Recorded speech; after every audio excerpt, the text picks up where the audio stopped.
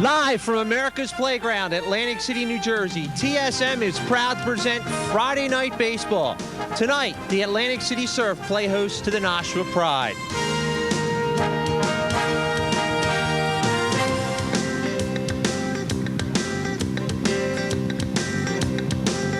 Hi everybody, Tad Kazanowski along with Chuck Betson. A beautiful night for baseball down here at the Sandcastle, Atlantic City, and we start a new season. We're 4 games now into the new season. They cut the season in half.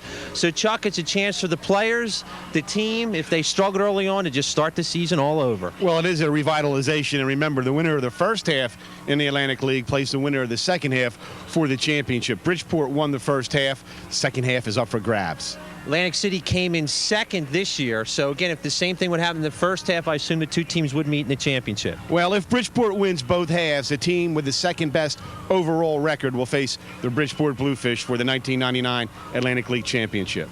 The visiting team, Nashua, comes in, and Chuck, as you look at the stats, you see a lot of power with this team. Well, they have the leading home run hitter in the league. Actually, the top 2 leading home run hitters, Michael Moore and Glenn Murray. They both have 17 over the first half of the season. They have lost 9 in a row, though, and they're struggling coming in here. So they're trying to get things turned around in the second half. The home team, the Atlantic City Surf, since we were last on TSM, has gone through some changes. Well, the goal of the league is to put players back into affiliated baseball, and the Surf have lost a number of players, including Chad Akers, Juan Thomas, and Will Pennyfeather, who have all gone on to affiliated baseball. We've also lost 2 players to Taiwan, Kim Batiste and Gary Haught, and that was sort of a surprise to lose those 2 players to Taiwan. But the Taiwanese pay a lot of money, and they simply went for the money.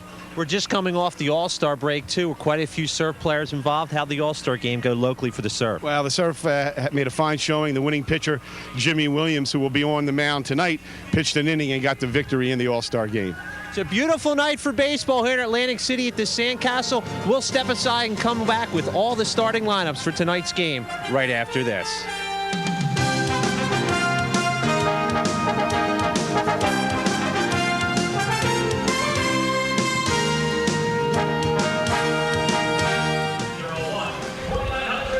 Welcome back to the Sandcastle, Atlantic City. Tad Kazanowski, Chuck Betson with you here. Beautiful night for baseball. And a reminder, tonight's game is being brought to you in part by Tri-State Media Incorporated, your source for local news. Visit our website at tsmnews.com. Let's take a look at the weather for tonight's game as you look at the Nashua dugout. At third base, number 11, I tell you, it's a very comfortable evening here. I know back on the mainland, it is very warm. We have a nice breeze blowing here at the moment. Of course, Chuck, blowing out to left field. Well, that's what makes this place so great, is the kind of breeze that we get in here. As you see, 85 degrees. That south wind coming off the ocean keeps it a lot cooler. No question about that, Todd. And it is just a gorgeous weekend at the Jersey Shore and a great night to be inside the Sandcastle. We call it your summer beach house. No threat of rain here at all tonight, so we'll be able to get this one in without any incident at all. Right now, you see the umpires for tonight's game. Home plate, Bill Yanesy. First base, Perry Barber. And at third base, Travis Hargroder. Well, while we listen to the anthem here, we will send you back for a break. Back with the starting lineups here from Atlantic City right after this.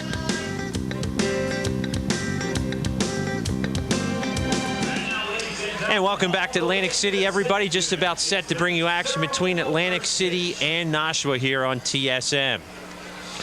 Well, the starting pitcher for the Surf tonight will be Jimmy Williams. I mentioned, Tad, that he got the victory in the Atlantic League All-Star game that was played Wednesday night at Bridgeport. Williams is 8-1 with a 4.77 ERA. He leads the league in strikeouts, so he is a master at strikeouts. We'll get to more on him in a second. First, let's take a look at Nashua's batting order tonight. Leading off, playing second base, Matty Taylor. Batting second to third baseman, Tim Flores. Batting third, center fielder, Kevin Moore. Batting fourth, Glenn Murray. He's tied with the league in homers with Jose Malave, who's batting fifth. Followed by Ryan Medrano. Frank Beckhorn's the DH. Batting eighth, Dana Forsberg. And in the ninth position, Joe Walker. Defensively for the Surf tonight in the outfield and left, Keith Gordon in left. Chucky Carr playing in his second game with the Surf in center. Juan Rocha in right. Around the infield, Porkchop Pugh at third. Luis Quinones at short. Doug Brady at second. Hector Villanueva at first. Emerson Soto behind the plate. And again, the pitcher Jimmy Williams on the mound. And there you see his record, as I told you, 8-1. He's been a workhorse for the Surf. 77 and a third innings pitched, 90 hits. He struck out 66. That leads the league. He's walked 30. It's a good strikeout to walk ratio. And his ERA 4.77. More importantly, Todd, 6 times this season Jimmy Williams has gotten victories after the Surf had been beaten the previous night. He's what you call a stopper. You need one of those on your staff. He halts losing streaks. Jimmy Williams' last pitch against Nashua on July 3rd in 8 innings, gave up 2 earned runs, 6 hits, won that game by a score of 6-2. He also pitched against Nashua on June 6th. He pitched 4 innings in that one, got no decision, gave up 9 hits and 5 earned runs. As you look at the head coach of the Surf right there. The manager, Doc Edwards, he managed Atlantic City, the South team, in the All-Star game, and he managed them to victory. 41 years in baseball. Former skipper of the Cleveland Indians, also did some catching and was a coach for the Philadelphia Phillies. Doc Edwards, boy, he can talk baseball and tell you stories with the best of them. His assistant coaches are Brick Jacoby, Gil Rondon, and Ben Fonseca. And we're just about ready for action here from the Sandcastle.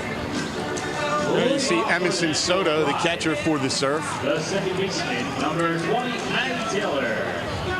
Some of the young spectators here tonight. It is just a gorgeous night for baseball here from the Sandcastle. Glad you're with us here on TSM. Leading things off for Nashua tonight will be their second baseman, Matty Taylor. Matty comes in hitting .204, has a double, a triple, and 8 runs knocked in. It is the tradition here in Atlantic City. They will stand until they get the first strike. First pitch of the ball game misses inside, 1-0. Williams will not overpower you, Tad. He's got a good slider, throws a good curveball. His fastball has some movement. That one misses as well, 2-0. Fans getting a chance to air out the hands here as you see Jimmy Williams with a 2-0 count.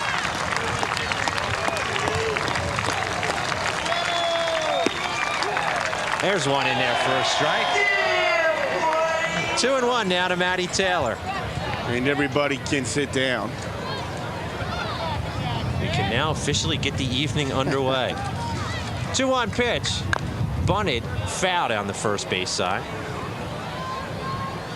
You can see from that shot high behind home plate, the sun is a factor, especially out in right field throughout the early innings of this game. There you see that shot there, Chuck. Well, it is right now. This is probably the most difficult time to play in here, as you see the shadows creeping out toward the outfield, but that breeze makes it a little more enjoyable for the players. I'll tell you that, Tad. Very comfortable. 2-2 pitch from Williams. Chopped high in the air. They're going to have trouble getting him here. Brady hard to his right. Long throw, not in time to get Matty Taylor. He'll start the game with an infield single. He hit that hard off the dirt right in front of home plate, it looked like, Tad. And Taylor's got good speed. He beat that out easily, as we see it. And there it is, right off the dirt. And Brady had no shot at all. He beat that by about 2 steps. Second hitter in the lineup tonight for Nashua is Tim Flores. Flores hitting .253, 6 doubles, 1 triple, a homer, and 11 runs knocked in. He takes one in there to bunt. Actually, that misses for a ball, 1-0. Taylor at first base this season has stolen 10 bases. He's only been caught 2 times. Flores has not hit well against Atlantic City, only hitting .158 against the Surf. Back to first base, back in safely is Taylor. See umpire Perry Barber on the screen as well. We got to know her very well 2 weeks ago here on unfortunately, TSM. we did. I thought she worked a pretty good game. I guess you and I may have been in the minority, Tad, but so be it. Just that call at the end that Surf fans will remember. Back to first again, had him leading. Out at first base. Taylor is picked off. Williams has a good move to first, and he caught Taylor leaning the wrong way, putting on the tag first baseman Hector Villanueva. So 1-0 the count as Taylor's picked off first base. There's one out. 1-0 pitch. It's in there for a called strike, 1-1. Williams really works quickly, Todd. He likes to get the ball and throw it. Hit the opposite way and into right field for a hit. So Flores gets the second hit of the inning. Now one out. And the pickoff play certainly helped Williams there. If Taylor's at second base as we watch the replay, the inside out swing, and he bangs it into right field. Had Taylor been able to steal, he probably would have scored a run on that play with the base hit by Flores. That'll bring the plate to center fielder Kevin Moore. Kevin's hitting .263, has 5 doubles, a triple, 3 homers, and 19 runs knocked in. Flores a decent lead at first. Foul tip swing through that as Moore. Flores at first base has stolen 5 and been caught 3 times. Moore's done pretty well against the Surf. He has hit in 7 of his last 9 at bats. Just missing inside for a ball. It's 1-1. For Williams to be effective, and when he has been effective this year, he usually gets his first 2 pitches or his first pitch over. He's much better pitching ahead than behind. Well, he's behind here, 2-1 to Moore. You really have to be careful with the 2 league leaders in home runs coming up. Actually, you're looking at one of them with Moore here. Check that, Murray is one of them. Right. I'll get it straight, Chuck. It's okay. 2-1 to count. Nice pitch there. He swings through it. It's 2-2.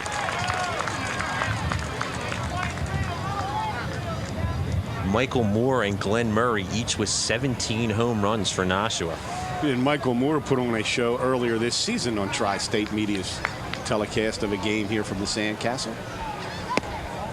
Outside for a ball, 3-2. That's kind of why I hesitated there, because the other Moore was inserted in the 3rd position, and a last-second change brought him out of the lineup. Well, that's someone you can be strong off the bench with later in the game if you need him. There you see the runner at first base, Tim Flores, 1 out. It's 3-2 now to Moore. Back to first base. Surprising, Tad, that Moore not in the lineup. 5 of his 17 homers have come against the Surf. Very impressive.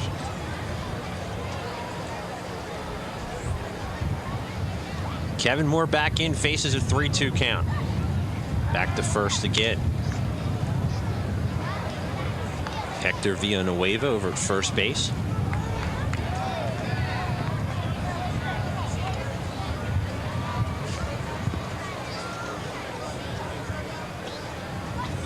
Off-speed pitch, and it's caught. Foul tip caught by Soto. That's the 2nd out of the inning. First strikeout of the game for Williams. He threw him a slider there that The left fielder, number 34. Moore could not handle. Couldn't handle the bat either as it flew out of his hands. Here's Glenn Murray, the left fielder, hitting .279. 8 doubles, 2 triples, 17 homers, and 55 runs batted in. Got to pitch this guy very carefully. Probably was the MVP of the first half of the Atlantic League season. They don't have such an honor, but 1-0. certainly he would be a candidate for that. Former member of the Philadelphia Phillies, Tad. The Phillies had this hitter for a while. They acquired him from the Boston Red Sox in a trade for Heathcliff Slocum. Inside out swing to short center field. Chucky Carr can't get it. Holding at second base on the play is Flores. Good effort by Carr, just couldn't quite come up with it. It's the 3rd hit of the inning. The right fielder, number 10, Jose. And Murray has hit a lot of balls harder in here than that one, but he just looped it in there.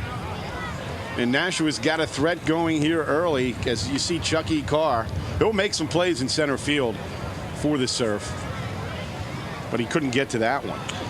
2 outs, 2 on now for Jose Malavey. He's hitting .299, 17 doubles, 6 homers, and 34 runs knocked in. 1-0 to Jose.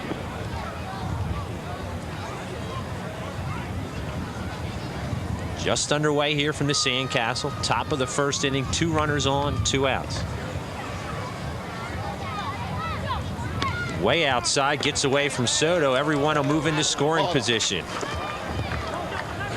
Should be a pass ball. Yes. Looked like the ball Soto should have caught. Definitely is. He had it in his glove, and as we watch the replay, pitch was a little outside. Soto just let that get out of his glove, and that's big because now a base hit and Nashua can take a 2-0 lead here. And a pretty good RBI man in Jose Malave. 34 RBIs on the year. 2-0. Good hitter's pitch.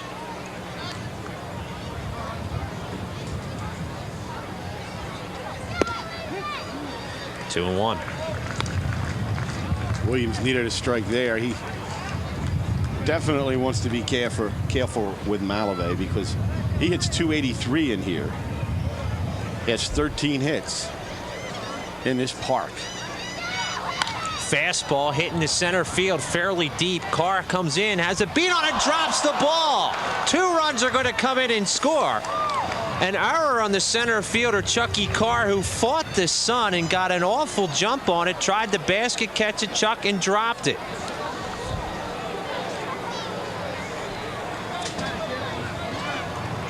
The shortstop, Well, number 2. This is a play Chucky Carr should make. Now, it's windy out there. It's a tough sun field, but certainly you would expect Carr to come up with that ball. So it's 2-0 here in the top of the first inning. Ryan Medrano now to the plate. Takes that one low for a ball. It's 1-0. He's hitting .230. 3 homers, 16 runs batted in. Has a hit in 3 of his 5 meetings against the Surf. 1-0 pitch. Low and inside. It's 2-0. Chuck, you talked about Williams needing to get ahead, and he has not been ahead in this inning. This is not your normal Jimmy Williams inning, and he has been behind. That's not the way he has pitched this year. Outside, 3-0. He did work an inning Wednesday night in the All-Star game, and that may have affected him somewhat. 3-0 to Medrano.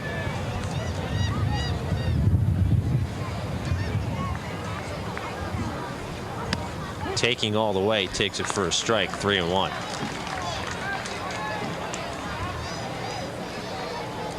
Both those runs will be unearned,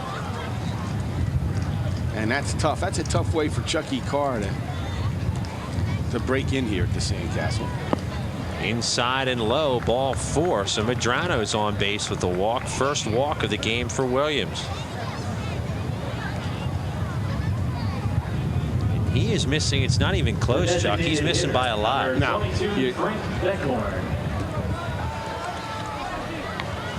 Almost tried to overthrow that one a little bit. Here's the DH, Frank Beckhorn, with runners at first and second. Beckhorn hitting .217 as a homer and 6 runs knocked in. Play him to pull in the outfield.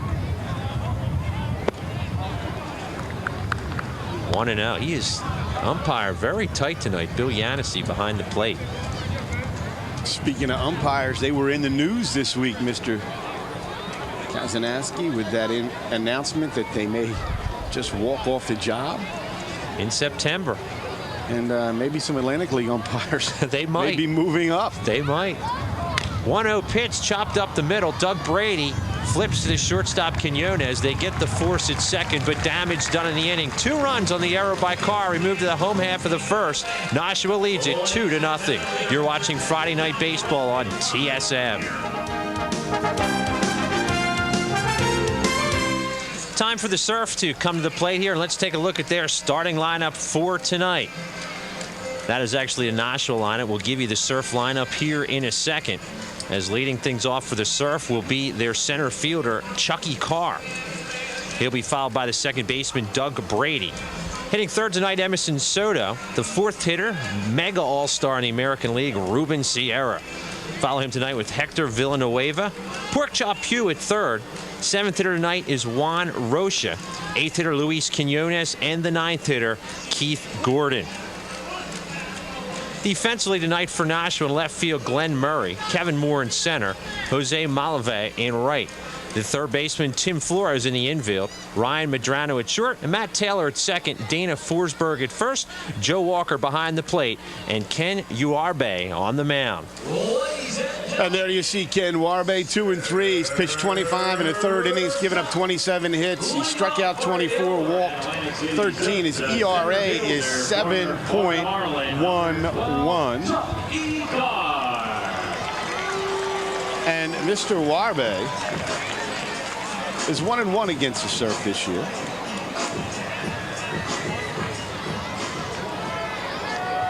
We'll see who he faces here with Chucky Carr, the center fielder, lead things off, swinging at the first pitch and fouls it off the upper deck. Chucky hitting .250 on the year. He has 1 hit in 4 at-bats for the Surf. This is his second game with the Surf. And he'll be trying to make amends for the error he made in center field in the top half of the inning.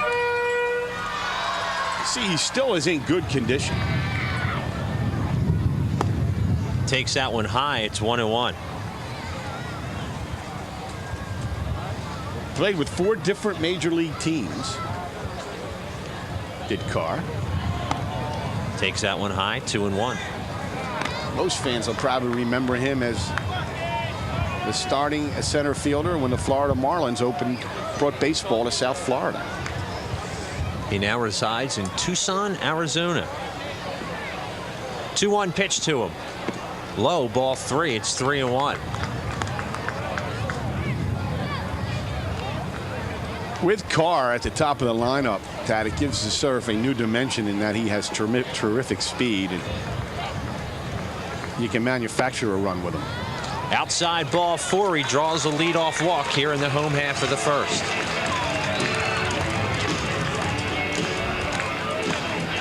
The second baseman, former member of the Chicago In White one Sox, game, Carr does have a stolen base for the Surf. He has not been caught. Just outside on that one as Doug Brady, the second baseman, comes to play. Doug hitting .273. Has 1 homer, 19 runs batted in, has 12 doubles on the year. So we'll keep an eye at Carr at first base. Uarbe quickly back to him. This will be intriguing here to see if Uarbe pays more attention to Carr than he does to Brady. And this is why Carr can be an asset in your lineup. He's got a nice lead at first. They go back his way again. He dives in safely. Carr has been picked off once this year already. That happened in his first game. This is only his second game, as Tad told you. He does take a huge lead at first base. He is way out there. Bunting through that one is Brady. 1 strike. Normally, Doc Edwards is more of a station-to-station type of manager playing for the big inning. But he's lost some of his good home run hitters, and now with the acquisition of Carr, you may see a little bit different brand of offensive baseball from Atlantic City in the second half of the season. You see the skipper? Boy, he has some stories about baseball talent. 1 strike to Brady. Carr hesitated and stopped. Inside out swing, foul down the right field side. He'll go into the seats. Hey, get that man a contract. Brady's been bothered somewhat by a shoulder injury. Still is not 100%. Doug knows he's probably not going to get to the next level, but this is why the Atlantic League comes along at a great time for him. It's given him a chance to play the game he loves, and he gets paid for it. Back in again. Carr this time went standing in an awkward way. As you see Brady, he is hitting 4 in his last 17 at bats versus the Pride.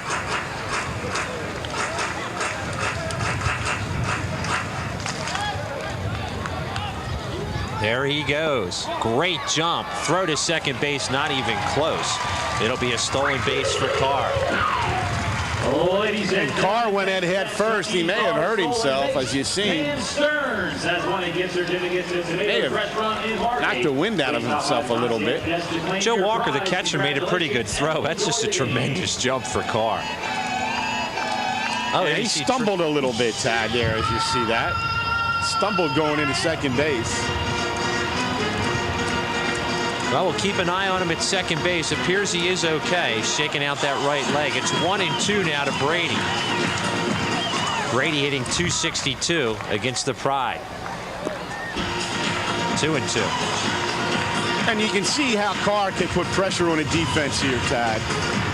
He gets on base with the walk. You could tell Warbe was somewhat distracted. Now he's on second. There you see Carr at second base. There's nobody out. We're in the bottom half of the first. 2-0. Nashua leads it. 2-2 pitch. Hit the opposite way. That'll move the runner. Taylor fields, and there's one down. Well, Brady did his job in that he hit the ball to the right side and moves Carr over to third, where you can now score him with a sacrifice fly, as you see Carr talking to hitting instructor Brooke Jacoby. Get that ball on the right side, move the runner over, and that's good fundamental baseball.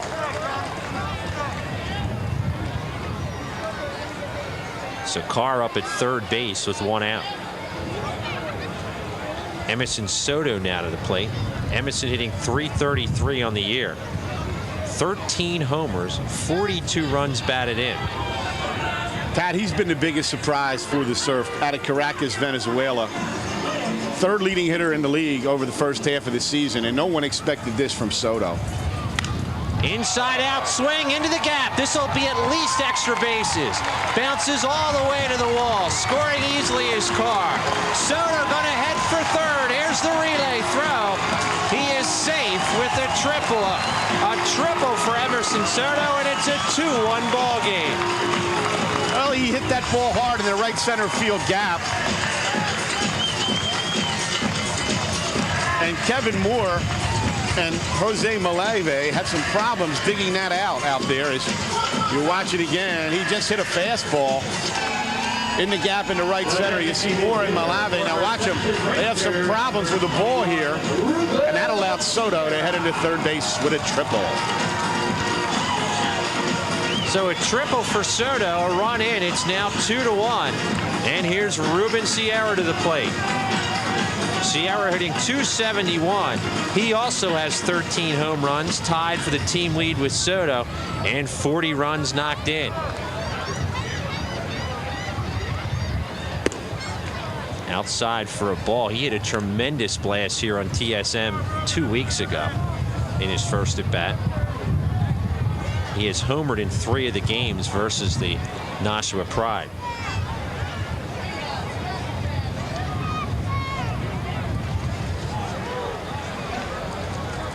Has 3 total home runs against the Pride and a .261 average. 2-0. Now he's going to get something to hit here. They're going to walk him. He's seen this a lot, you know, Todd, in that. Whoa, that was almost a strike. You know, I don't think Warbe knew that Walker wanted to walk him. Wow. How about that? If Sierra was paying attention, he could have clobbered that one. Here it is again. Let's watch it. Walker's giving the signal, and Warbe throws it right down the middle. That's almost a strike, but they'll give him the free pass, so Sierra gets the free pass to first base. For Sierra on the year, that is his 31st walk. He hasn't seen a lot of pitches to hit in his defense, but honestly, he has not been the hitter that people expected either. Here's Hector Villanueva. Hector hitting .418, 4 homers, 13 runs batted in, and when he hits them, they go. Now, he has been terrific offensively since coming in after Juan Thomas was signed by the New Haven Ravens. Big swing, pop up short right field. Forsberg, the first baseman. Now Taylor, the second baseman, just makes the catch. It's amazing, Chuck, how far the wind blew that to second base. Well, every fly ball is an adventure here at the Sandcastle, Tad, and we're not making excuses for these players, but this wind in here, as it comes off the Atlantic, can really play some tricks with a baseball. And the higher the ball is hit, the more difficult it is for the fielders. And there you see that gorgeous ocean breeze. If you're hot, if you're watching along the Tri-State Media Network, it's going to be a gorgeous weekend at the Jersey Shore. We're in the low 80s, our game time temperatures. We started this one.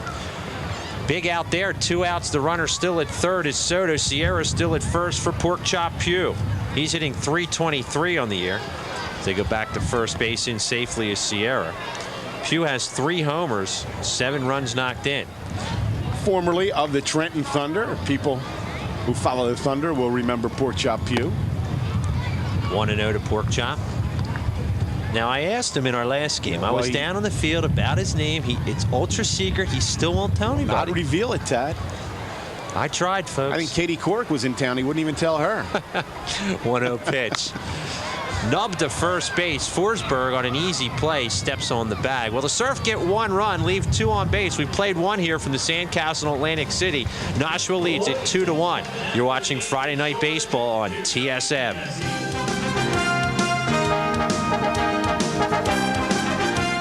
Tad Kozineski, Chuck Betson back with you from Atlantic City as the sun sets over the casinos along the boardwalk. A beautiful sight here tonight, and glad you're with us here in TSM as you look at some of the Nashua players. There's Kenny Warbe on the bench.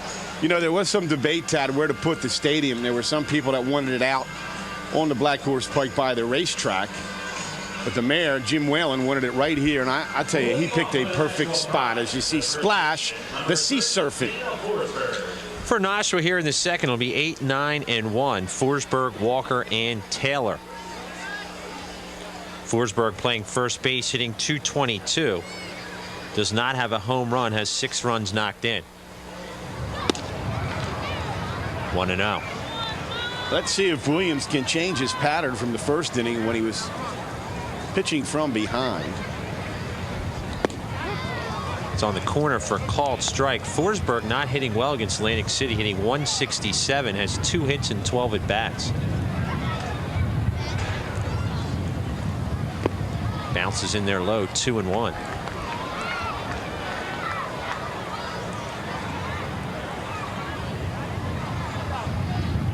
Interesting shift in center field. Chucky Carr way over in left. They pitch him outside. It's 3-1. They're playing him straight away in right with Rocha, but Carr is way over the opposite way. Now they do play him to hit the other way. Looks like they're pitching away as well. Ooh, drilled him in the back. Forsberg had no shot to get out of the way of that one. No, and this is not a typical Jimmy Williams performance, as that pitch simply got away from him as we watch it again. This is right at his head. Ooh, watch out. Took it off the shoulder blade. So a leadoff runner on again here in the second inning. The 9th hitter to the plate, Joe Walker, as you see Forsberg at first base.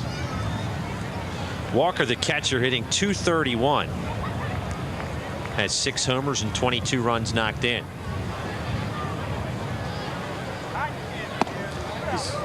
And a solid player for the Pride, Joe Walker. Dad, the Nashua Pride plays at Holman Stadium in Nashua, New Hampshire, and it's an older facility, but boy, is it beautiful. And they probably have the most famous groundskeeper in all of baseball. And I'll tell you, after this pitch. 2-0. That would be that George Toma.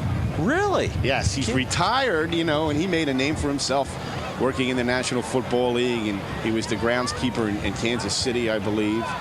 And now he's retired, but he does the field for the Nashua Pride, and they have one terrific infield up there. I can imagine. 2-0 pitch to Walker. That's in there for a called strike. It's 2-1.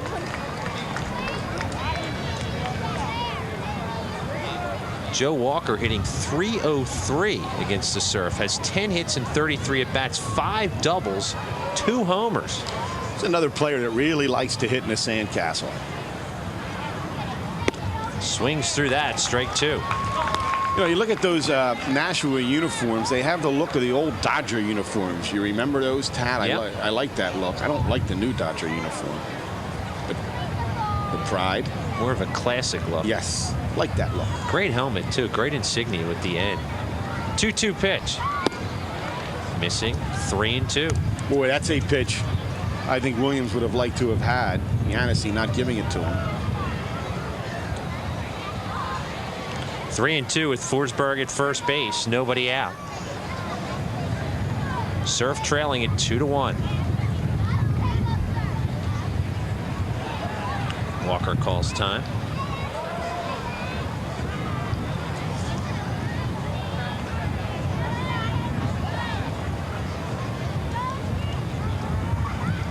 The 3-2 pitch. Misses again. Ball 4. That is the second walk of the game. First 2 runners on, nobody out. That's a close pitch. Really close. Let's watch it. Number 20. I'm assuming that's high. That's a tough call. And you're right, Tad. Yancy has a very small strike zone tonight, but that's what you have to deal with, and Jimmy Williams will have to deal with it. Here's Matty Taylor, the second baseman, as you see the umpire, Bill Yancy behind the plate. Taylor 1 for 1 with the single, was then picked off first base. Comes in the game hitting .204. Ideal bunt situation. Porkchop Pugh in the third. He is around the bunt, gets it down. Williams fields, goes to third and throws it away. Coming around to score is Forsberg. Holding at second base is Walker. It'll be a throwing error on Williams, and the Pride lead it 3-1. Well, Jimmy Williams really hurts himself here. He had a chance to get Forsberg at third, pounced on that ball very quickly and just threw it wildly. As you watch the bunt from Taylor, The third baseman, number 15, Williams in good position, and he just threw that ball way wide of Porkchop Pugh. And defensively, the Surf hurting themselves here. That is their second error of the game. There also was a pass ball in the first inning that contributed to those 2 runs that Nashua got. Pride now lead it 3-1. Here's Tim Flores. He has singled and scored a run, hitting .253 in the year. They're looking for a bunt again. He's swinging away, tries to slap it the other way, and slaps it foul. The hit and run was on as well. Bobby Tolan, the manager, who's also coaching at third base, going to the hit and run. As you see Flores looking down at Tolan. And there's Bobby. That high batting stance. I can still remember watching him. Yep. Had a good major league career. 1 strike pitch. Almost hit him inside. 1-1. As most people remember Tolan when he was with the Reds. Saw some time with the Phillies as well. Absolutely. There you see San Diego as well, if I'm correct. Bobby Tolan. He inherited the managing job from last year's manager Mike Easler, who's now the hitting coach for the Cardinals. That's a guy I'd love to learn hitting from. Is back in safely at second base. Outstanding hitter was Mike Easler. He also saw some time with the Phillies. Yes, he did. 1-1 the count to Tim Flores. Runners on first and second. Nobody out. A run in. We're in the bottom of the second inning. Nashua leads it 3-1. Outside, 2-1.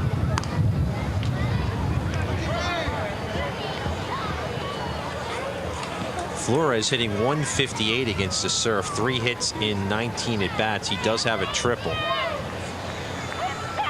See if Tolan has him bunting here, Tad.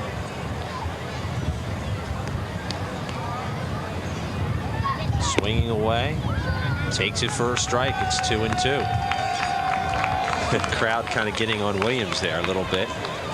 Surprised that Tolan did not have him bunt, considering he has not hit well against the Surf, and you move those 2 runners over. 2-2 pitch. Bounces in there low. A great block by Soto. Williams, to put it mildly, is just not sharp tonight. He has been all over the plate. And there, that split-fingered fastball bounces in the dirt. Soto does a good job keeping that in front of him. Soto's going to be a little bruised when this one's over. He's been hit a couple times already. It's only the second inning. 3-2 pitch. Swinging late and fouling it out of play right side. There's a good shot of the hockey arena that'll be the Flyers skate zone being built by Comcast Spectacor right next door, as this complex here in Atlantic City will take on its own identity with the Sandcastle and the Flyers skate zone. Just down the right field line. 3-2 to Flores. Hits this one hard over the head of Brady. Getting a late jump on it is Walker to make sure it wasn't caught. Now it's bobbled by Rocha. That'll give an opportunity for Walker to come in and score. I don't know how they're going to score it in the books, but it was a play that Rocha should have got to, but didn't. Tad, actually, that ball was hit in the gap. Rocha was playing Flores more towards the right field line, and that ball almost went through. As you watch it again, it's hit right over the head of Doug Brady. He had a shot at it, but Rocha really didn't bobble it. It just took him a while to run it down. As you see him, he runs it down right here, and by that time, another run was able to score, as Gil Rondon will come out now to talk to Jimmy Williams. So you give Flores a double and a run batted in. It's going to make the score 4-1 Nashua, as Rondon is out. So Nashua out of the gates early. 4 runs, 4 hits. A couple of errors by the Surf have helped. Ladies and gentlemen, don't leave the Sandcastle this evening. We have some action also going in the bullpen right now for the Surf. Kerry Taylor is warming up. That's one of the new acquisitions made by the Surf, as you see him warming up. Kerry Taylor. He's 28 years old. He played in 1993 with San Diego, where he went 0-5. So you may see Taylor in here quickly if Jimmy Williams cannot get himself right. So we're in the bottom half of the second inning here from the Sandcastle. As heading back is Rondon. Surf trailing at 4-1.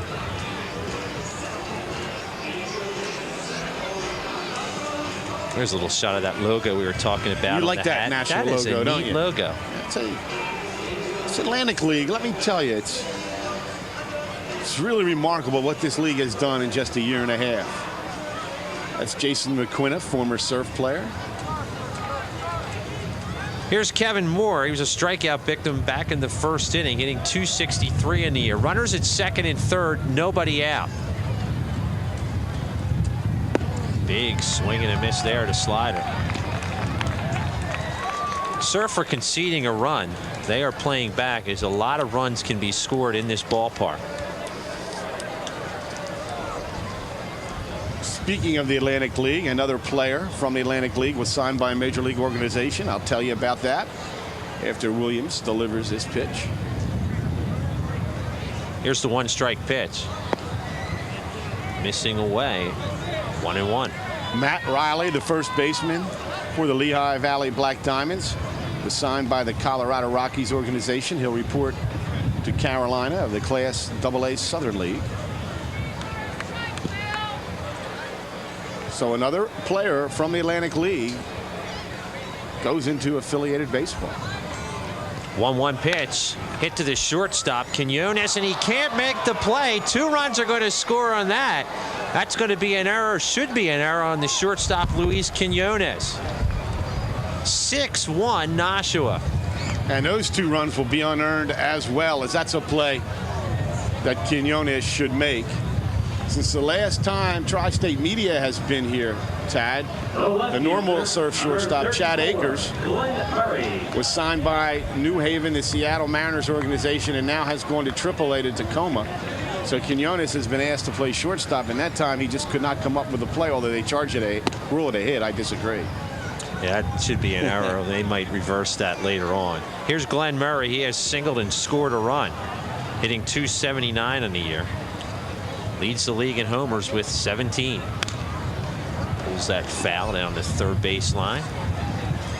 And Williams needed an out desperately there, too. And Quinones just couldn't pick him up. Still nobody out in the inning. So you see Murray, what he's done today. 1-1 the count to him. Moore at first. And if Murray gets a hold of one, it's going to go a long way. Oh, drills it off of Williams. Williams manages to get second, gets one, back to first, not in time. Williams got creamed with the line drive, and thank God he's okay. Well, he's got a big body, and he needed all his his body on that. That was a shot that Murray hit. I think he took that in the chest. Let's watch it again on the replay. Did he get his glove out a little bit? I think he may have. Well, he just got hit in the side. Wow. And then he has the presence of mind to get the out at second base, was even more amazing. That was the first out of the inning. Williams really earned that one. Here's Jose Malave. He has reached base in an error and was stranded at second base. He's hitting .299 on the year. Against the Surf, he's hitting .283. Does have 2 doubles and 2 home runs. 6-1 Nashua. We're here in the top of the second inning. Just getting started from the Sandcastle. It's in there for a strike. And Williams has struggled, but his defense has let him down, and he's been part of the poor defense as well with that throwing error. 1 strike pitch. Out of play, right side. You know, Tad, you talk about pitching and hitting in baseball, but one overlooked commodity is what kind of defense you play every night. It's so valuable to a team to be able to play good defense. On the board, they have 2 errors, but a questionable third. The Surf could have 3 errors through 2 innings, and that's just not going to get the job done. 0-2 the count to Malave. He swings through that. That is the second strikeout of the game for Williams. There are 2 outs. The shortstop, number 2, Ryan Medrano. Good pitch there. Here's Ryan Medrano. Medrano walked in the first inning. He's hitting .230 on the year. Against the Surf, hitting .350. 7 hits and 20 at-bats. Has a double and a home run. He has worn out Surf pitching. Swings late down the right field line and into the picnic area. That is the picnic area as you see it. That's the end of the volleyball court. If you have a group, you can come out here and have a picnic before the game and then watch baseball. Future plans maybe for a swimming pool out there, Tad. Wow. That's right. That would be pretty nifty. We're gonna make this into a real entertainment complex. 1 strike to Medrano. Inside 1-1. It's a very easy location to get to. I believe it's exit 2 of the expressway. Off the Atlantic City Expressway. It's right off the Black Horse Pike. Can't miss it. Enter Atlantic City. Right at the gateway to Atlantic City. 1-1 the count to Medrano. 2-1. Williams has thrown a ton of pitches through 2 innings. He really has, and if he gets through this inning, it'll be interesting to see if Doc Edwards lets him go out for the 3rd. Tad, it's another big night for the Atlantic League. I'll inform you why after this pitch. 2-1 to Medrano. 3-1. Tonight in Newark, a brand new stadium is open. And Newark plays Lehigh Valley, and that is another facility opening in the Atlantic League. The second one this season. That'll be 4 new stadiums in this league for 6 teams. 3-1 pitch is chopped to the right side, and it's bobbled by Pork Chop Pugh. That'll probably be an error. If so, it'd be the 3rd in 2 innings. Boy, looked like a ball Quinones should have had, but the players have had a couple days off. And as you see Pugh, and there's some rust out here, no question about it, Tad. And it is an error. Yeah, that is an error against Pugh. The 3rd error on the board through 2 innings. Frank Beckhorn now the DH to the plate with runners at first and second and 2 outs. He's the 9th hitter to bat in the inning. He's 0 for 1 with the ground out. He's hitting .222 against the Surf, 4 hits and 18 at bats with a home run.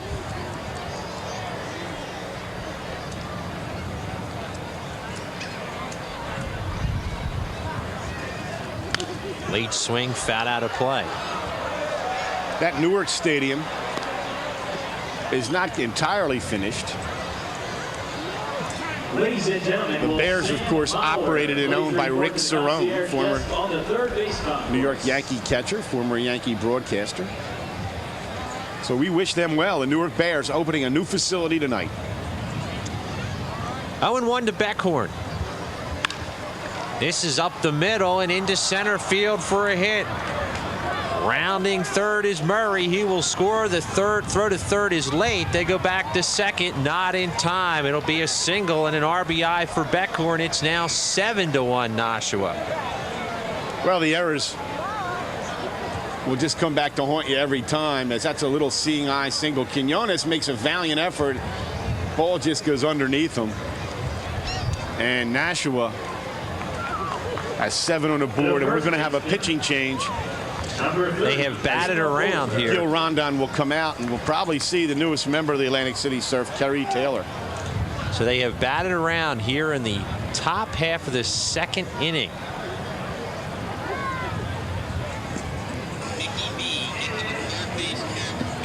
So it is 7-1 with 6 hits thus far for Nashua. And you just got, if you're Williams, just say, well, it just wasn't my night. Well, and defensively, Todd, there's only 3 errors on the board. There should be 4. One of the errors was a throwing error by Williams, and there was a pass ball in the mix. So that simply is going to lead to your demise. So Kerry Taylor will be your new pitcher. Let me tell you a little bit about Taylor. He's 28 years old. He played the entire 1993 season with San Diego. He was 0-5 for the Padres with a 6.45 ERA in 36 games. He has 10 years of minor league experience. He's played in the Twins organization as well as with the Detroit Tigers, and he's also been with the San Diego Padres. Last season, he was 8-10 with a 5.77 ERA with the Tigers' AAA affiliate in Toledo, Ohio, as you see Doc Edwards chatting with Jimmy Williams. We have a pitching change. We'll take a break here from the Sandcastle Atlantic City. Nashua leading it 7-1. You're watching Friday Night Baseball on TSM.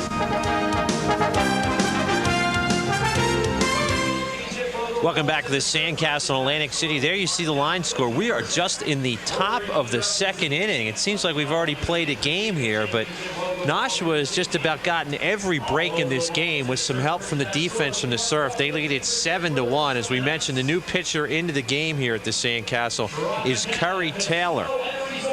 10 years of minor league experience. And a full season with the San Diego Padres. Todd, it was interesting, that shot we had right before we went to break, you saw Doc Edwards consoling his big 6'8" southpaw Jimmy Williams.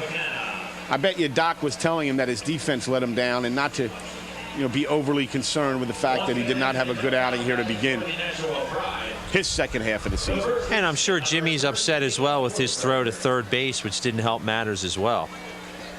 Again, they have batted around, Chuck, as we go back to Dana Forsberg, who in this inning started the inning, was hit by a pitch. He scored a run, sitting .222 on the year. And there's still 2 runners on. This is a big spot for Taylor. Oh, that goes hard into the crowd.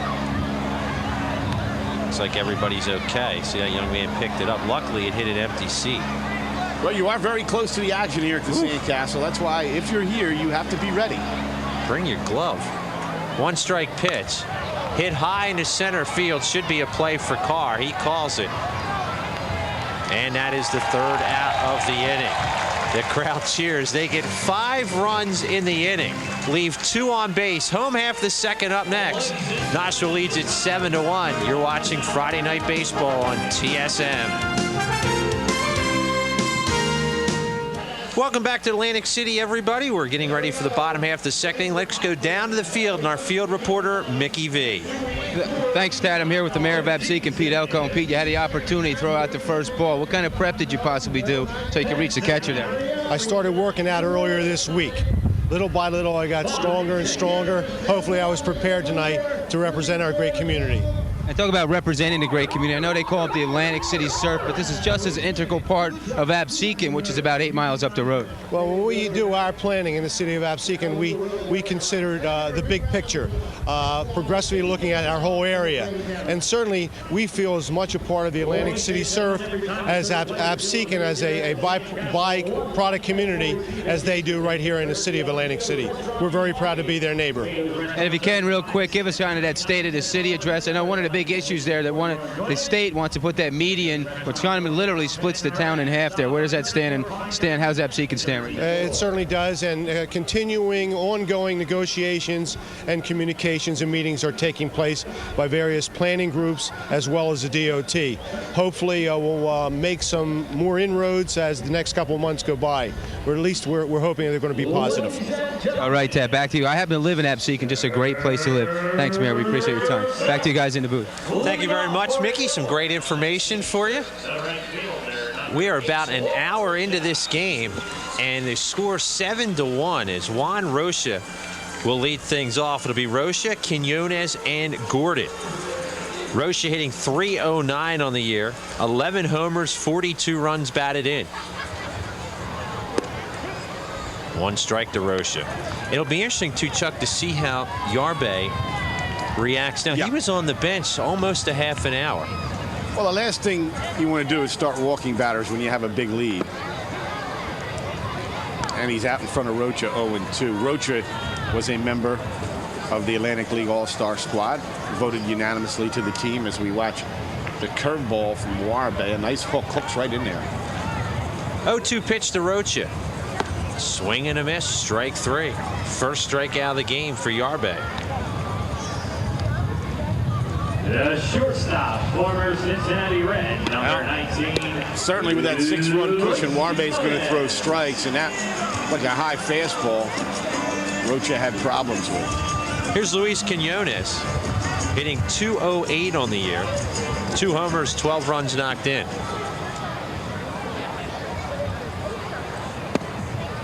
He resides in Puerto Rico. Takes that one for a ball. It's 1-0.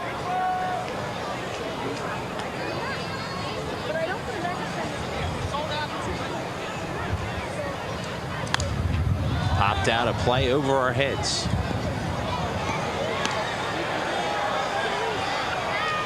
There you see some of the Sky Castle suites here at the Sand Castle. Nice catch. A spectacular view you get from the 3rd level, because at night when the casino lights go on. 2-1. We'll get that view in a little bit here from the Sand Castle. Quinones looking for his first hit against Nashua. He's 0 for 6 against the Pry. 3-1. And again, I really think Yarbe, it takes a little bit for him to get back into the swing. He sat a long time, and you kind of see it here. Well, Quinones will take this pitch, I'm sure. Takes that first strike, 3-2. And you need base runners when you're down by 6. 3-2 pitch. Ball 4. Quinones draws a 1-out walk. The left fielder, former Cincinnati Red, number 25, Keith Gordon. It's a pretty close pitch, but just a little bit low. Well, Quinones has a good eye. Here's the 9th hitter, left fielder Keith Gordon to the plate. Gordon hitting .308 on the year, has 3 homers and 10 runs knocked in. As you see, a good panoramic view from the Sand Castle, Atlantic City. Tad Kozaneski, Chuck Betson with you here on TSM. Gordon's a former member of the Nashua Pride. That average .231 is his average combined with the Pride and the Surf. He's hitting .308 since joining the Surf. Outside, 1-0.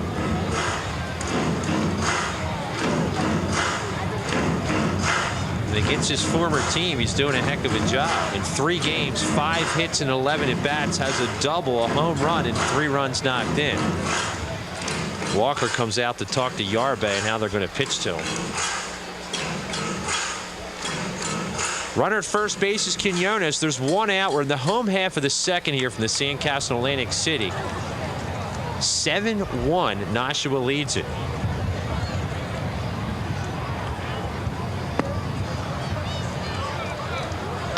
Two and out. Last Friday night, we had a special guest in here, Tad. The governor, Christy Really? Whitman, was here. She did some play-by-play with us on the radio. Oh, boy. 2-0 pitch. High and away, ball 3. And something you guys kind of do that's kind of neat while you're on. Chuck's normally on the radio broadcast here at Atlantic City. You kind of do a little interactive thing on the internet with your with Mike Cap. We take emails during the game. That's madcaps.com. Or actually, he got me the address. I'll give it to you after this pitch in case you want to email him while you're watching. That's in there for a strike. It's madcaps@aol.com. MADDCAPPS. And between innings, during the breaks and all, he'll answer your email and your questions about the game you're watching tonight in the radio booth. I think that's a neat deal. 3-1 pitch. Hit hard the opposite way and deep. Going back is Mulvey. It's off the wall. Heading to third base and standing at third is Quinones. Gordon at second with the double. And Chuck, I don't know how that ball did not get out of here. Well, there's one reason, Tad, the wind held it up, because the wind comes in off the Atlantic, and it's tough to hit a ball out of here to right field. You have to really crush it. Gordon really hit it well. As you watch it again, looked like a fastball right down the middle, and you'll watch it go into the gap. As you see Malave go back, and that just, I think, hit at the base of that comforting sign, 384. And you can see on his reaction, Gordon was upset. He thought it was going to be a fly ball out. Got it to the wall, though. 2 runners on, 1 out for Chucky Carr. In the first inning, Chucky walked, scored a run. He also stole a base. Surf could use a big hit here, and they get a ball deep to left field. The wind's going to carry it. See you later. 3-run homer, Chucky Carr, and it's now a 7-4 ball game. Well, Warbe made a mistake to Chucky Carr, and of course he made that error in center field earlier in the game, and he has more than eradicated that error with a 3-1 blast. Once you get it up in that wind, Tad, forget it. We'll watch it again. Yeah, he hit it high and hard, and once you get it up in that jet stream, you're headed for Bader Field on the runway. The air traffic controller there probably spotted that one as it flew by. He also saw a great reaction shot of Warbe. Warbe just stared up into the sky like, why did I just throw that pitch? We've got a game here now from the Sandcastle, folks. We are only in the bottom of the second inning. It is 7-4. Nashua leading it. Kind of woke up the crowd a little bit. The second baseman, number 9, Doug Brady. Here's the second baseman, Doug Brady. He's 0 for 1 with the ground out. He's hitting 273 on the year. Well, that 3-run homer by Carr really gets the Surf back into position where they can make a run at this game. And it's going to be one of those nights, Todd. Take the over. Good call. See some runs in here tonight. 1-0 to Brady. Brady hitting 262 against Nashua. Has 4 doubles, 4 runs knocked in. And there's one to talk about. See Chucky Carr there. 2-0. Sure, the little guy does not hit many home runs, and that one got out of here by a lot. Dimensions here in left, it's 309 to left. Power alleys 363, 400 to center field. Give you the right field direction dimensions after this pitch. It's low. Right field significantly deeper in the power alleys at 384. And that's another reason why it's harder to hit it out here to right field, as you see that flag in the wind. A right-handed hitter's paradise, the Sandcastle. 3-0 pitch. And on 4 pitches, Brady draws a walk. That is the third walk of the game given up by Yarber. The catcher, number 29, Emerson Soto. Pitch way inside. Here's Emerson Soto. Emerson has a triple in this game and a run batted in as you look at the Nashua bullpen. They're starting to get a little activity going there. That is Eric Ojeda warming up. Former Surf pitcher. Pulled foul down the third baseline. There's the Surf bullpen. So Soto with the triple in this game broke his bat. He'll have to get a new one. Well, the Surf with a chance now. With Brady at first, would not be surprised to see Brady try and steal a base here, Tad.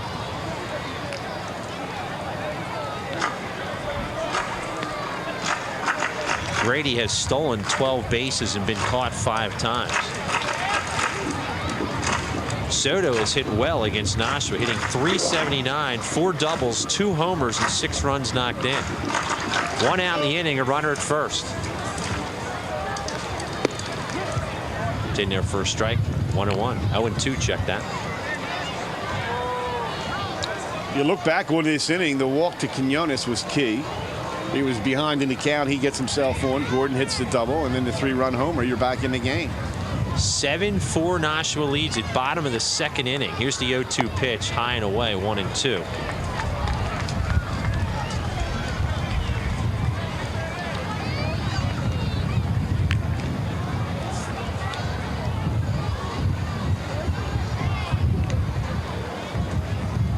One and 2 to Soto. Off-speed pitch, he lays off it. 2-2. Soto resides in Venezuela. Caracas was a draft choice of the Atlantic City Surf. Still a lot of players around, Tad. You just got to find them. There he goes at second. Brady, it's hit well and deep down the third baseline. Fair or foul? Home run, foul ball. Emerson Soto, a 2-run homer, and it's a 7-6 ball game. And that ball was hit hard down the line. It was a question of whether it was going to stay fair. More of a line drive than Chucky Carr's home run. But Soto, home run number 14. He leads the Surf in home runs now. As we watch it again, a hanging curveball, and Soto roped it right down the left field line. There you see the ball just carry out over that fence. 7-6 here from the Sandcastle. Pull up a chair, folks. We are just in the bottom half of the 2nd inning. Already 13 runs and 10 hits in this one. And here's a man who knows how to hit the long ball as well. Ruben Sierra has a walk in this game, takes that one away, 1-0. Sierra on the year hitting .271. Does have 13 homers and 40 runs batted in. 2-0. He was intentionally walked in the 1st inning. You can see there, Yarbe talking to himself. He had a 7-1 lead. It's now 7-6. And you know, Tad, it all started with that walk to Quinones. He was ahead of him, and he lost him, and that set up the inning, in my mind. 2-1 to Sierra. He had a good pitch to swing at there, and something wrong at the end of his bat as he's going to have to go back and get another piece of lumber. How about that all-star game, that emotional scene with Ted Williams coming out asking Mark McGuire if you can smell the wood burning after you foul the pitch off. Boy, that was a great moment. And you see the Surf mascot jamming along with Van Halen here. Oh, what? Thought it was Van Halen, but they pulled a curve, not Van Halen on. Well, he really gets into it. Yes, he does. There you see Gil Rondon looking at the bat. Bat boy asks, can we cut the end off? Let's see what they're going to do with it. Doc will tell him. Oh, we got He's a character. Industrial arts down there, wood carving, everything. Sierra back in. It's 2-1 to him.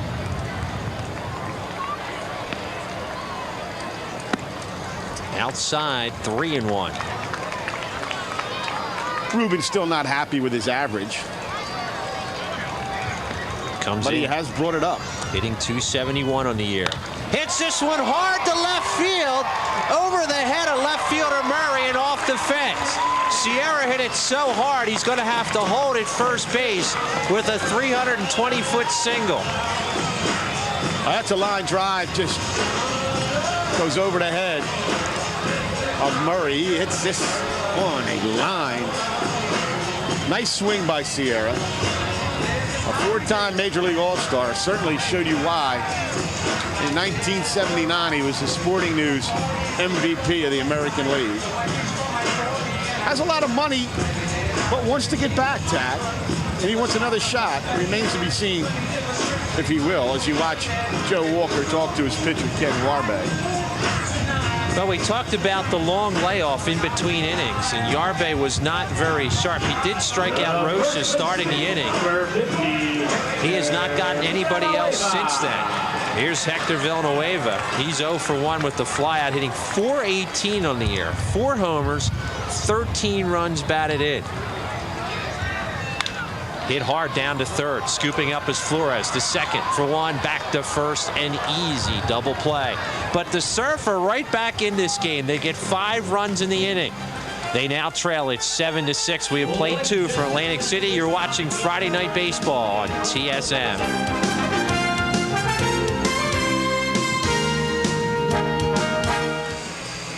Twisting along to the 3rd inning here on TSM. Nashua leading at 7-6, and the crowd really is perked up now after that 5-run 2nd inning by the Surf. Well, Tad, it's a night to be a hitter in here, not a night to be a pitcher, and particularly not a night to be a left-handed pitcher.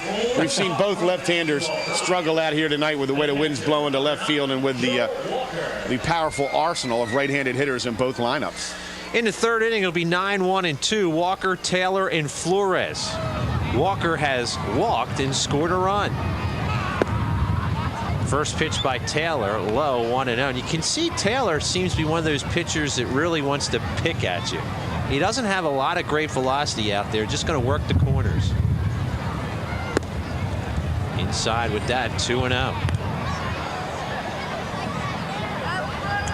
Walker hitting .231 on the year. Does have 6 homers and 22 runs batted in. Swings through that, it's 2-1. Well, this is a chance for Taylor to really make an impression. The Surf have needed pitching. 2-1 pitch. He needs to stop this onslaught here. 3-1 as that's outside. Walker has hit well against the Surf, hitting .303, 5 doubles, 2 homers, and 11 runs knocked in. He'll get a good pitch here, 3-1. Takes it for a strike. It's 3-2.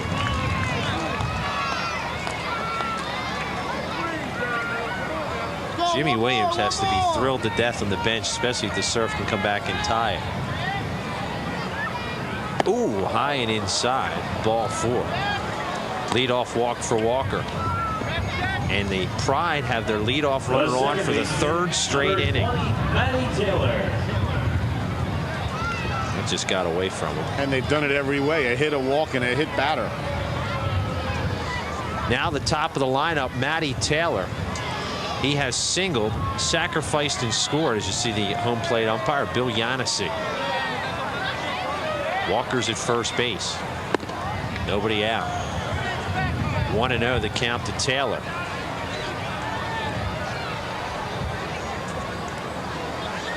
Seven, 6-0 for Nashua, 6-5-3 for the Surf. We're in the top of the 3rd inning. 1-0 pitch. Off-speed pitch, swung right out of the hands of Taylor. Something tells me he was fooled on that one. Either that or he needs some batting gloves. One of the few players who does not wear batting gloves. You watch Taylor, that battle slide right out. That's why players like the gloves, Tad. You can see the way that ball tailed away. That looked like a changeup, Chuck, and he was way out in front of that one. 1-1 with Walker at first. 2-1. Boy, it is really a beautiful evening here tonight with that breeze. There are people putting jackets on it. It's cooling off that. Hard to believe, Tad. It's borderline chilly with the wind blowing now towards the booth a little bit. I'll take it, though. 2-1 pitch. It's in there for a strike, 2-2. The mainland is hot and humid. We've got a beautiful evening here down by the bay in Atlantic City at the Sandcastle. 7-6, Nashua leads it. Curveball in there for called, strike 3. First strikeout of the game for Taylor. Well, watch it again. Every umpire has their own way of making a 3rd strike call, and that pitch looked like it may have been a little high. And let's watch Yanesi. That's his 3rd strike call. How about that? You like that style? Kind of punches the pitcher. Looked like he was delivering a left jab there for a second. Got a fight in town tonight. David Reed making his title defense on the boardwalk. A lot happening in Atlantic City. Tim Flores takes one inside. He's 2 for 2, 2 runs scored. He has a double, hitting .253 on the year.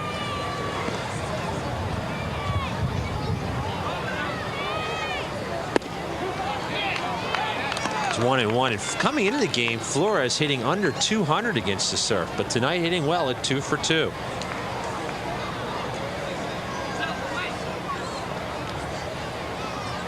Tries to bunt and bunts it foul. Just had a big night here a few nights ago, I'm told, Chuck, on a fireworks night, a huge crowd down here. We've had some big crowds, Tad. 4th of July, we had 6,000 fans in the park. It was a Sandcastle record. Actually, that was the 3rd of July, the night after you guys were in. We packed the house. 1-2 to Flores. Fouled out of play. Surf averaging about 2,500. Our attendance is up from last year. Certainly, we are working to improve it, but we see our crowd changes when the summer tourist season arrives. It increases. Absolutely. 2-2 the count now to Flores. A great place to catch a game on a nice evening. Glad you're with us here on TSM. Tad Kozineski, Chuck Betson with you. We still have a long way to go in this one. We're just at the top of the 3rd. It's 7-6. Nashua leads it. This could be 2. Quinones steps on the bag himself. Over to first. Double play. For the first time in this game, Nashua held scoreless. We move the home half of the 3rd. It's 7-6. Nashua clinging to a 1-run lead. You're watching Friday Night Baseball here on TSM.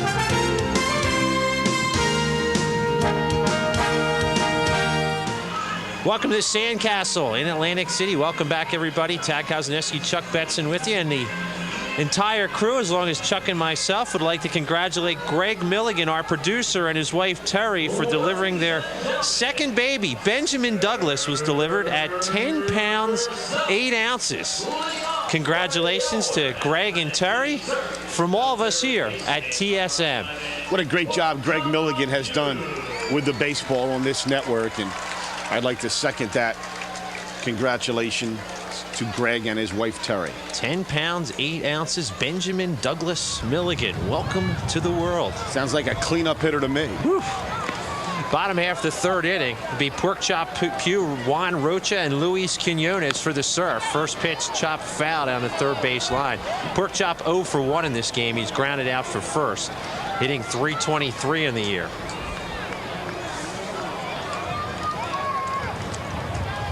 Pugh has hit safely in 2 of the 3 meetings versus Nashua this year. And in fact, on July 1st, he was 3 for 4 in that game.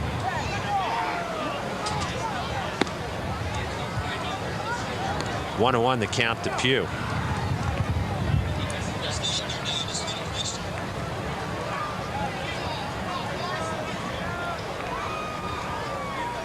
Inside, 2-1.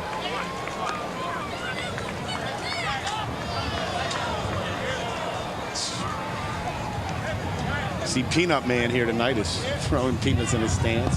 He's hitting the upper deck from down here. Jeez. 2-1 the count to Pork Chop Pugh, leading things off in the 3rd. I had to do a double take as it went flying over our head. 2-1 pitch. Check that out. Was a 3-1 pitch. Ball 4. Pork Chop Pugh, a leadoff walk here in the 3rd.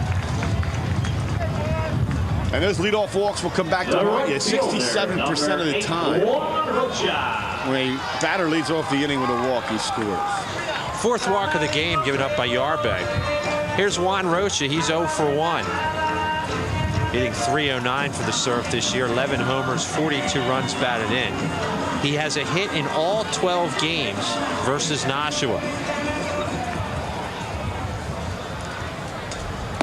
High for a ball, 1-0. He has also homered in 3 consecutive games against Nashua, May 19th, 20th, and 21st. 1-0 to Rocha. He is dangerous. Back to first base, back in safely is Pugh.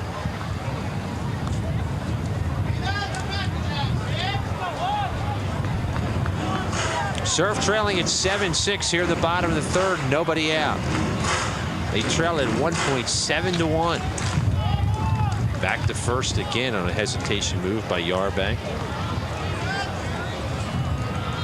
The Surf have been in a comeback mode over the last 2 weeks, partially because the pitching has not been good, and they've been getting behind in games early, but they've managed to overcome it. Hit hard into the gap in right center field. Moore on his horse catches up to it.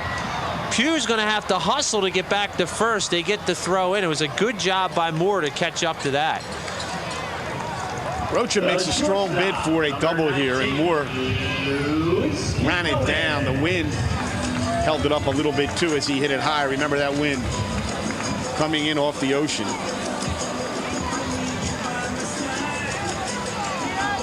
Allows Moore to get to it. That's the first out of the inning. That'll bring to plate the 8th hitter, Luis Quinones. As you see, Porkchop had to hustle to get back to first. Quinones has walked and scored in this game, hitting .208.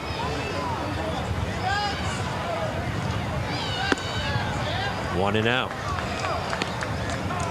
Quinones, of course, a 1990 World Series ring, courtesy of the Cincinnati Reds. Has been pressed into action when Chad Akers left to go to New Haven. The Surf have another shortstop on the way, Santiago Henry. He's expected to join the club shortly. Hitting the center field, should stay in the yard. Moore back on the warning track, and he makes the catch for the second out. Just getting under that was Quinones. And again, anything up in the air has a chance to fly on out of here. And I think Moore was surprised that that ball carried as far as it did. He may have got that off the end of the bat. Now watch Moore. It seems like he has a gauge on it, but now watch him have to back up, back up, back up. And, you know, now all of a sudden he's on the warning track, and I'm sure he didn't envision that when the ball was hit. 9th hitter Keith Gordon the plate. He has doubled and scored. Big swing and a foul out of play. Gordon comes in hitting .308.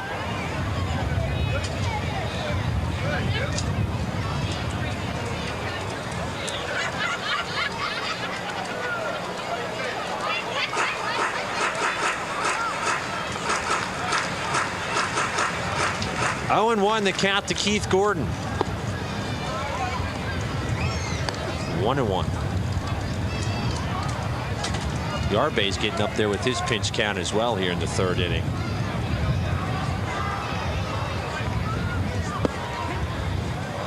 I'll call that a strike. 1-2. Yanisi's got a strange way of calling strikes, doesn't he? Really hesitates a long time. 1-2 to Keith Gordon. 2 outs. The runner at first base, Porkchop Pugh. Big swing and a miss. Gordon is a strikeout victim. We played 3 here from the Sandcastle Atlantic City. Right now we have a special treat for you. We have an informational package on the comings and goings of some of the players and the organization of the Surf, wishing them their best as some of the players move on in their playing careers. As the Atlantic City Surf start the second half of the season, the numbers have changed. Gone are the large human Juan Thomas, as well as Will Pennyfeather and Chad Akers. Their contracts were bought out by affiliated minor league teams. Well, the purpose of the Atlantic League really has always been to put these guys back into organized baseball, and we're glad to see that Chad Akers has had the opportunity, and Juan Thomas, Will Pennyfeather. Now, while Shepard wished the aforementioned players well in their respective new assignments, former Surf player Kim Batiste, who left the team to play in Taiwan, wasn't embraced. While we were pleased to have Kim with us, we were a little disappointed in the way that he left the club, because he was in the lineup that night and just left, and we didn't even know he was leaving until we saw that his locker was emptied out. The pirating by the Taiwanese League will now change negotiations with future prospects in the Atlantic League. We have a provision in our contract which states that the player unilaterally terminates the contract, that he's subject to a $5,000 payment. I think what we're going to need to do is set a precedent here with the Kim Batiste situation and let players know we're serious about the provision and making sure that it's enacted. Mickey V, TSM Sports, the Sandcastle. Thank you very much, Mickey, as we're set for 4th inning action here from the Sandcastle. Nashua leading it 7-6. And we're going to switch the play-by-play duties to the radio voice, one of 2 radio voices for the Surf here on Atlantic City. We're going to give it over to Chuck Betson. Thank you very much, Tad. It'll be Kevin Moore, Glenn Murray, and Jose Malavey. To bat here in the top of the 4th for the Nashua Pride against Kerry Taylor. Nashua leads at 7-6. Batting in the fifth spot, replacing Hector Villanueva, number 20, Johnny Monell. Surf have made a defensive switch as Johnny Monell will play first base now in place of Hector Villanueva, and he'll bat in Villanueva's spot in the lineup. Johnny Monell now at first for the Surf. First pitch to Moore is over for a strike. Moore struck out his first time up and reached base on an error by Luis Quinones. Hopefully Villanueva will be okay. I don't know if he's injured or not. Try to get a report on that if we can. Now you see the new The first 0-1 base. pitch misses outside, 1-1. And I noticed as he hit the ball in the double play last inning, he really barely made it down the first baseline. 1-1 to count to Kevin Moore. Fastball is over, strike 2, 1-2. They ruled that a hit for Moore. We ruled it an error. That's an error. Okay. The 1-2 pitch is down low, ball 2, 2-2. You have official scoring and you have TV scoring. To Kevin Moore. You're right. We're giving you both versions. As you see that pitch drop out of the strike zone. The 2-2 pitch to Moore is hitting the center field. Here comes Chucky Carr. Can he get to it? He can't. It gets underneath him. Backing up on the play, making a good stop is Keith Gordon, and that holds Moore to a single. He's a leadoff base runner here in the 4th inning. You can see Chucky Carr here. There are not many players who come close to making this play. Carr had to come a long way and almost came up with that. You can really see his major league speed that he has. Couldn't get to it. That brings up Glenn Murray. Murray is 1 for 2. Had a single in the first inning. Hit a shot right back at Jimmy Williams in the second. Leads the Atlantic League in home runs. The first pitch to Murray is up high for a ball, 1-0. Glenn Murray, as we mentioned, once was with the Philadelphia Phillies. A 1-0 pitch on the inside corner for a strike, 1-1. Was traded to the Phillies for Heathcliff Slocum, one of the more colorful names in baseball. A 1-1 pitch to Murray, swing and a miss, strike 2. And Murray was trying to hit that one out on the Bader Field runway, and he's done it 5 times this year. You can really see the power Murray has on this pitch here. He just unleashes and lets this one go. Got a short, compact swing. It certainly has a lot of power. 1-2 pitch to Murray's a curveball, hit foul and hit hard. Well, you talked about the runway. That one made it to the runway. And you can see the runway lights there. If you're going to hang a curve, keep it well inside, and that's what Taylor did there. This is not the place to hang a curveball in here tonight. A 1-2 pitch to the Harrisburg, PA native. And I'm sure people watching in Harrisburg on Tri-State Media remember Glenn Murray. He fouls it off the screen. Count remains at 1-2. He has hit a home run in 4 of the 12 games versus the Surf this year, and has hit safely in 10 of the 12 games against the Surf. Has a hit again tonight. A 1-2 pitch to Murray, swing and a miss, strike 3.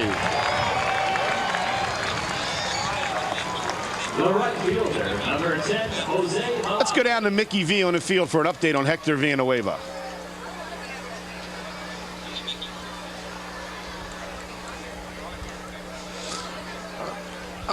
All right, we'll get to Mickey when we can as Jose Malave steps in. Malave, 0 for 1, 0 for 2 on the evening. Struck out and reached base on an error on Chucky Carr. Takes a strike on the outside corner.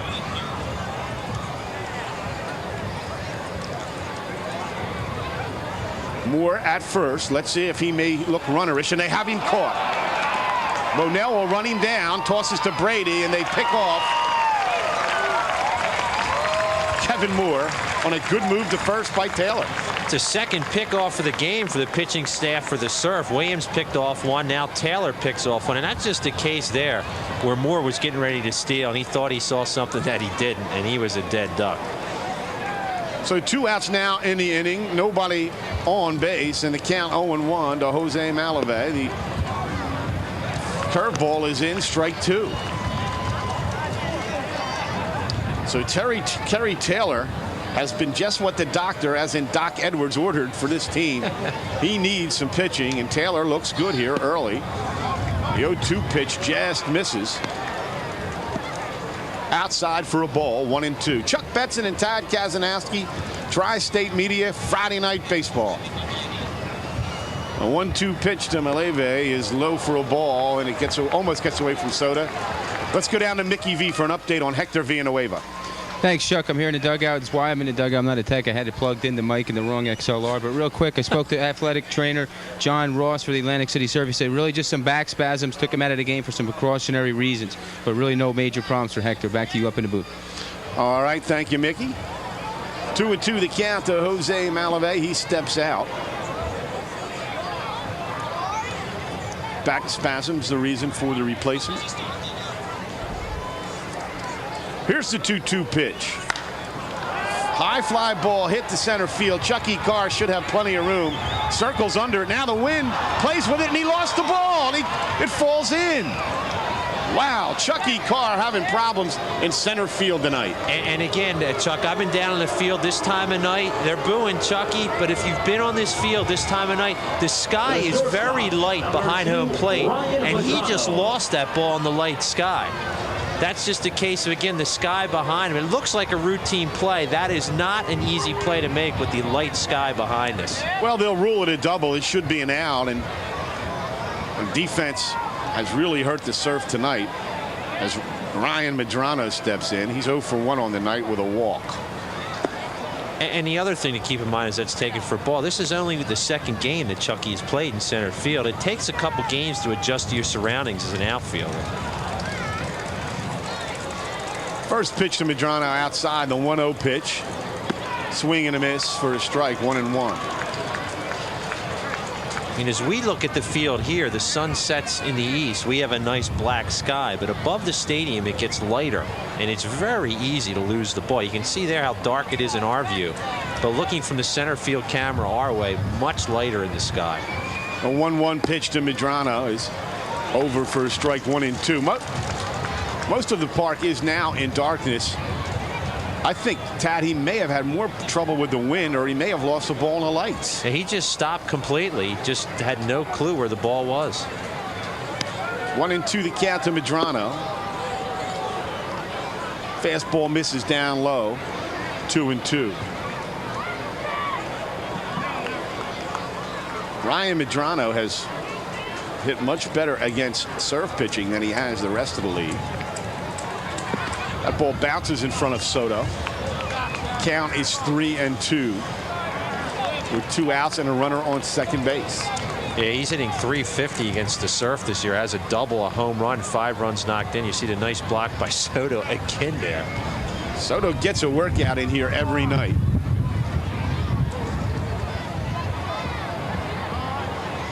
Here's the payoff pitch. High ball 4. Medrano walks. He'll be at first with 2 outs. And up steps designated hitter Frank Beckhorn. The designated hitter, number 22, Frank Beckhorn. Beckhorn is 1 for 2 on the evening. Hit into a fielder's choice and singled in the second inning. He fouls it off, and that gets over the screen for a strike.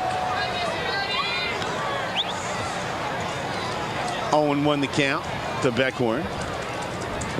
So it looked like it was going to be an easy inning for Taylor, and then the ball that Carr lost and the walk.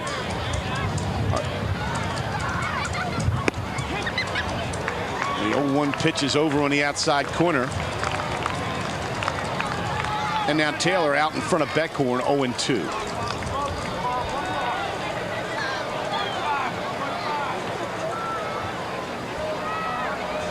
Here's the 0-2 pitch. Swing and a miss. He struck him out. So Nashua is retired in the 4th inning. No runs. There were 2 hits. And 3 hits, pardon me, and 2 runners left on. You're watching Friday Night Baseball on the Tri-State Media Network. The score after 3.5, it's Nashua 7, Atlantic City 6. Welcome back to the Tri-State Media Network Friday Night Baseball. As the Nashua Pride have a slim 7-6 lead over the Atlantic City Surface. You see Ken Warbe, he is finished for the night. And we have a new pitcher on the mound for the Nashua Pride. Chuck, it's Carlos Crawford is going to take the mound here. He is 3-6, has a 6.87 ERA. He has pitched in 76 innings, given up 62 runs, 58 of them were earned. The opposing batters are hitting .312 against him, as you see his stats right there. And he'll face the top of the order in the 4th for the Surf. It'll be Chucky Carr, Doug Brady, and Emerson Soto to face Carlos Crawford. First pitch to Carr is outside for a ball. Carr hit a 3-run homer in the 2nd inning and walked in his first at bat, stole 2nd. You can see he tried to bunt there, and at 3rd base is Flores on the grass. Carr pounds a foul down the first base line.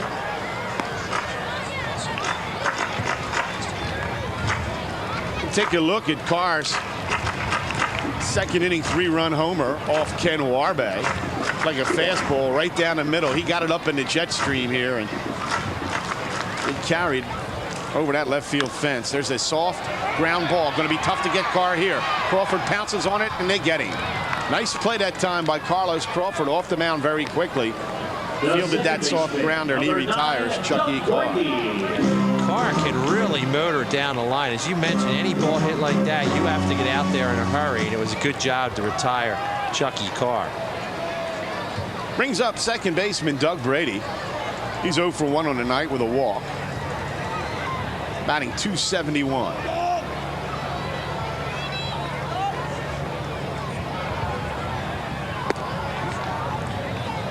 Crawford throws a fastball on the outside corner for a strike. 0-1 to Doug Brady.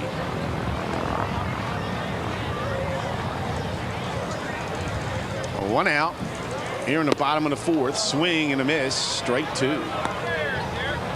Game has really settled down, Chuck. Once we got through those first 2 innings, we had 13 runs in the first 2 innings, and it's been rather quiet since then. Here's the 0-2 pitch to Brady. Just misses outside for a ball, 1-2. So Nashua manager Bobby Tolan decided that Warbe had thrown enough pitches, as the 1-2 pitch to Brady misses way outside, ball 2.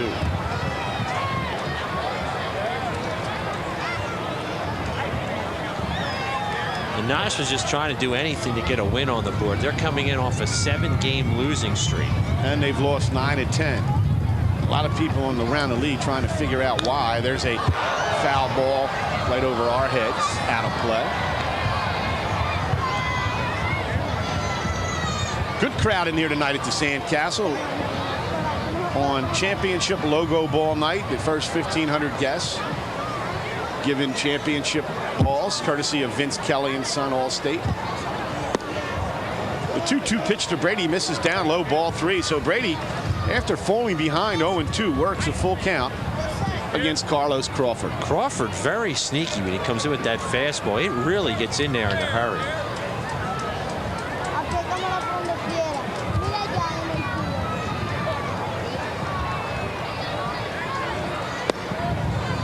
The 3-2 pitch misses down low, ball 4. So Doug Brady on at first with a walk, 1 out for Emerson Soto. And what a night he's had already. He tripled, scored a run in the first inning, drove in a run, and hit a home run in his last at bat.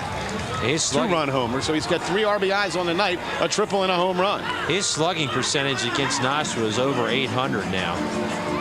He's just been on fire against his pitching staff. Let's see if Doc Edwards might send Doug Brady here. He's the runner at first, and Crawford, thinking along those lines, throws over to keep Brady close. Brady does have 12 stolen bases on the year, and he showed with that last lead that he really wants Crawford to take a long look at him. He's out there a pretty good distance. Brady's got a good lead, and now Crawford makes a good move and almost gets him that time. Brady really had to dive back in.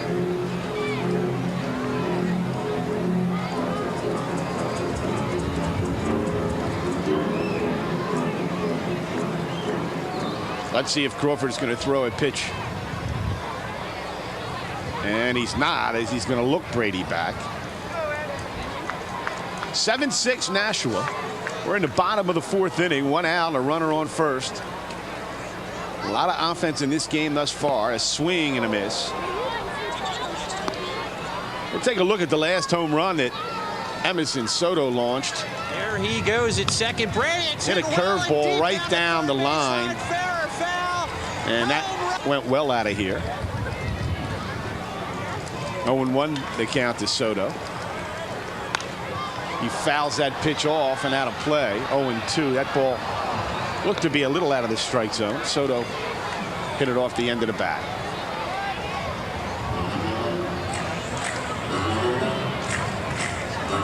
Soto's average good enough that he was the 3rd leading hitter over the first half of the season. Was also a unanimous choice for the All-Star team. That was selected by managers and media representatives. Swing and a miss. Soto goes down, swings. But Crawford really got a little extra on that one. He blew that right by Soto. We'll bring up Ruben Sierra. That high fastball, that is tough to hit.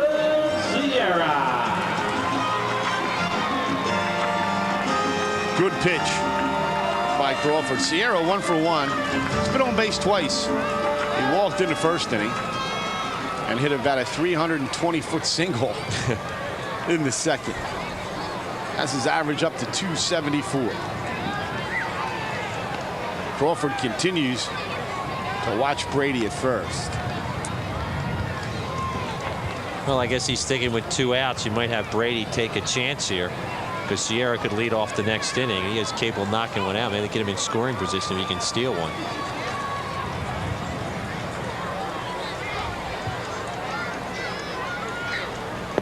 First pitch to Sierra misses down low for a ball.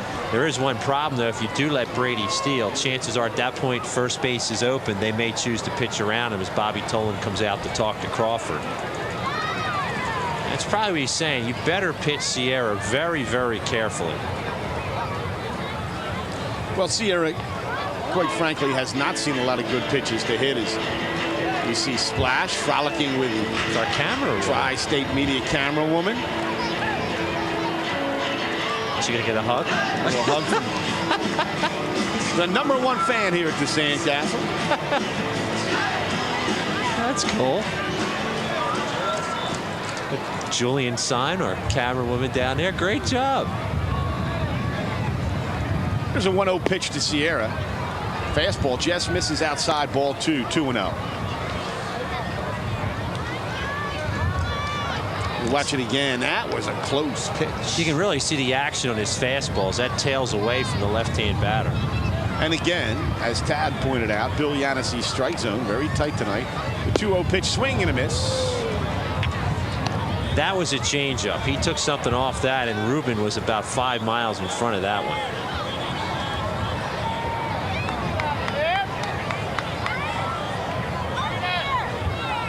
Two and 1 to count to Ruben Sierra. Doug Brady at first. There he goes. Swing and a miss. Let's see if Brady can steal the base. He does. The ball gets by the shortstop, and in at third base is Doug Brady. As that throw from Walker was low, it skid past Ryan Medrano and into center field. That's a real heads-up play by Brady. You'll see the throw here by Walker. Bounces in. Medrano tries to scoop it, but in center field, Kevin Moore did not move for the ball. He stood out there, and an easy advance up to third base for Brady. Will be an error on the throw. Give Brady a stolen base. He had the base stolen. He's at third base now with 2 outs to count. 2-2 to Ruben Sierra. Swing and a miss. Sierra strikes out. So to Surf in the inning, no runs, no hits, no errors. There was one runner left on. We've played 4 full innings from the beautiful Sandcastle in Atlantic City. The score, Nashua 7, Atlantic City. And there you see the beautiful skyline of Atlantic City, the neon lights. 24-hour town it is. But the show tonight is here at the Sandcastle, where the Nashua Pride have a 7-6 lead over the Atlantic City Surf. It'll be Dana Forsberg, Joe Walker, and Matty Taylor. That was a great job for Nashua. Great job by Crawford to strike out Sierra in a couple changeups. Forsberg is 0 for 1. He got hit by a pitch to lead off that second inning when Nashua scored 5. There's a hard ground ball right at Johnny Monell. Monell makes the play unassisted, 1 out. Monell, of course, coming in to replace Hector Villanueva, who had back spasms. The catcher, number 9, As you watch it again. Hit it as hard as you can. Great job by Monell to hold his ground and get the easy first out. Brings up Joe Walker. He's walked twice. There's a pun in there somewhere, but I'll let that pass. Go ahead, Tad. 2 times for Walker, huh? There's a ground ball. Can Brady get it? No, it's through for a base hit into right field, and Walker is on base for the 3rd straight time. Well, last 2 batters swung at the first pitch. They got first pitch fastballs from Taylor, and a lot of times you'll identify that as you're sitting on the bench. As you see it again, it's another first pitch fastball. He hits it hard. Brady has a shot at this, but hit too hard for him to catch up to it. Just goes underneath his glove. And now Matty Taylor steps in with Walker at first base, 1 out. First pitch to Taylor misses outside for a ball. Taylor on the night is 1 for 3. You saw Kerry Taylor there. He identified that first pitch fastball routine. They came back with the changeup there. So it's Taylor versus Taylor here. A 1-0 pitch. Over on the outside corner for a strike, 1-1. It's real surprising, too, as you look at the defense. Carr, we talked about this before, way over in left center field. He's got a huge gap if he can hit the ball over second baseman Brady's head. Now they play him to hit the ball the other way. 1-1 to count to Taylor. And there you see why, as that pitch is fouled off. Ball went to the stands. Ball went to the refreshment stand. He really had a very late swing at that one.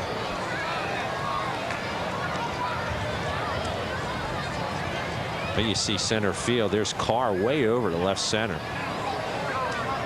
1-2 the count to Taylor.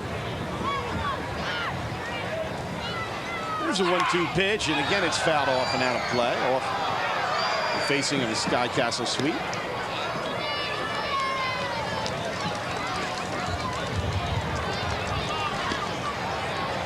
You see a happy fan with his souvenir from the Sandcastle.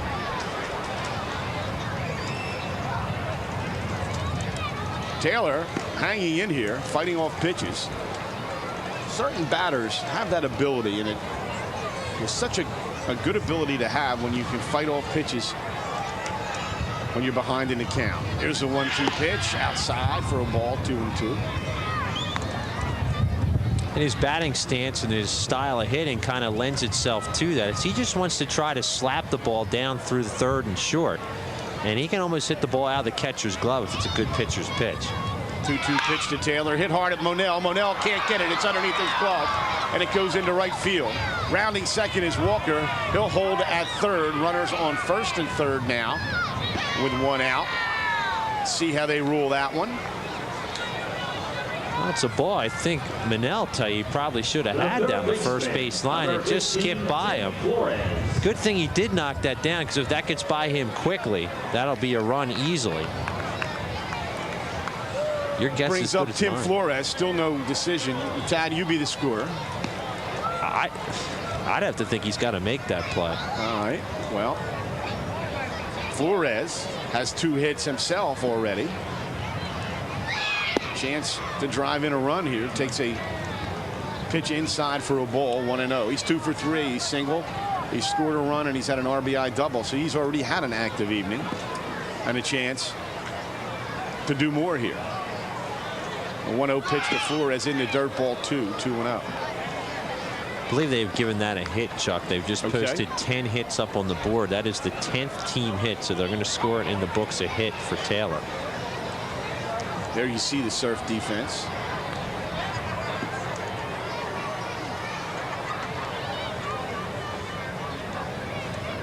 Taylor behind Flores, 2-0. The 2-0 pitch is hit high into center field. Now, Chuck Carr's had some problems. He's coming in. Brady's going to go out, and he drops the ball. He drops the ball. They get the force at second, but a run will score. And boy, we have seen fly balls. I mean, it's like that old commercial. It's not just a job, it's an adventure. This is just unbelievable in here tonight as Surf players have had trouble. You see Brady taking charge. He wants it all the way, and at the last second, in and out of the glove. And Carr almost catches it. A great shot by our crew there. Carr almost came down with it, and Brady may have kicked the ball out of Carr's glove. Where the defense has really hurt the Surf, and there you see why. As you see the flags blowing in the distance. So it's 8-6 now as Kevin Moore steps in.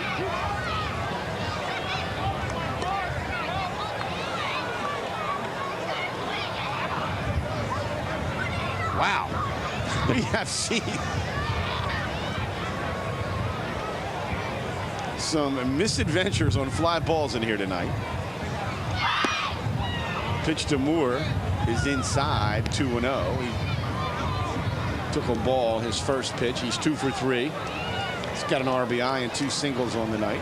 It should be the 4th error in the game against the Surf. They have 3 on the board, but I believe that is their 4th. Well, they ruled out a fielder's choice because they did get the That's out correct. at second. Tatis. Very good. The 2-0 pitch is outside for a ball, 3-0. The shame about it was it was shallow enough that the runner couldn't tag at third. They do now post an error up on the board. They are going to give an error. So that's the 4th error of the night against the Surf. But as you mentioned, technically they did get the out at second base, so you're right. But they are going to post an error on the board. 3-0 pitch is hit hard into right field. Rocha goes back, has it lined up, and makes the catch to retire the side, but not before the Pride score a run on 2 hits, and they leave a runner on. We've played 4.5 innings from the Sandcastle. The score Nashua 8, Atlantic City 6. Friday night baseball on the TSM network. Welcome back to Friday Night Baseball on the TSM network. Let's go down to the field where Mickey V has Surf president and general manager Ken Shepard. Thanks, Chuck. Our Wilmington Blue Rock fans will remember this face. Ken Shepard, former GM over there at Wilmington. You know, Ken, we want to talk about initially, there's a rumor out there, it seemed to start when the Atlantic City Seagulls left town. Your commitment to Atlantic City here, the Surf, are they here to stay? I mean, are you committed to the community? 100%. The article in the Star Ledger was 100% incorrect, and any assumption the team would leave here. We're here for a long time. Absolutely no truth to the rumor. And it seems maybe some of it, I mean, we got a beautiful crowd tonight. Of course, you had that 6,000 July 3rd. Sometimes, I mean, you know, certain media, well, the announced crowd, but how content are you right now with the turnout that you're getting from the fans? Well, right now, we're up 18% on the butts in the seats attendance, so we're happy with that. I mean, we want to see more, and I think we will as we go, and our group sales efforts are paying off, but we're happy with what we've done. I think any team that does an 18% increase in their second year has got to be pretty happy with that. And of course, defending Atlantic League champs, you want to hopefully get back there, defeat Bridgeport, because you mentioned yourself a little bit arrogant. One of the things that you need to do is work on some pitching. You know, Jimmy Williams had a tough outing, but that was really a lot of errors, and you've added a couple pitchers to battle that. Yeah, that's correct. Yeah, Jimmy had a rough outing tonight. I mean, he's a much better pitcher than that. We had Kerry Taylor, who's actually pitching right now, who's doing pretty well for us, and also Jason Moody, who just was selected as an all-star of the Frontier League. All right, appreciate you stopping by. Chuck, back to you. All right, Ken Shepard chatting with Mickey V with the Trump Taj Mahal in the backdrop. It'll be Johnny Monell, Pork Chop, Pew and Wine Rocha to face Carlos Crawford here in the 5th inning for the Surf. Johnny Monell hitting 181 on the year. He has not hit the way he did last year when he hit 320 to lead the team, but is confident he can pick it up in the second half, and he hits a line drive in the left center field. It's going to go over the head of Murray, and it hits off the wall. Monell is going to try for 2. Here comes the throw from Murray. Monell is in at second with a double. Well, as they say, a great piece of hitting by Manel. The pitch was away from him. He went to it, hit it to the shortest part of the ballpark out there in the gap, the second shortest park at 363. Hits it hard. And this is a real nice play by Glenn Murray in left. You'll see Murray get on this one in a hurry. And Murray makes a strong throw to second base and makes it a pretty close play. That's a great play. It was a good play by Murray as he fielded that ball, and that throw a little bit on target. They may have had Monell. There you see Johnny at second base. Brings up Pork Chop Pugh. He's 0 for 1 on the night with a walk.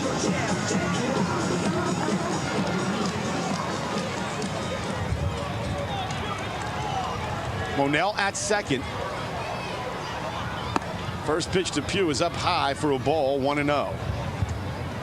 Atlantic City trailing 8-6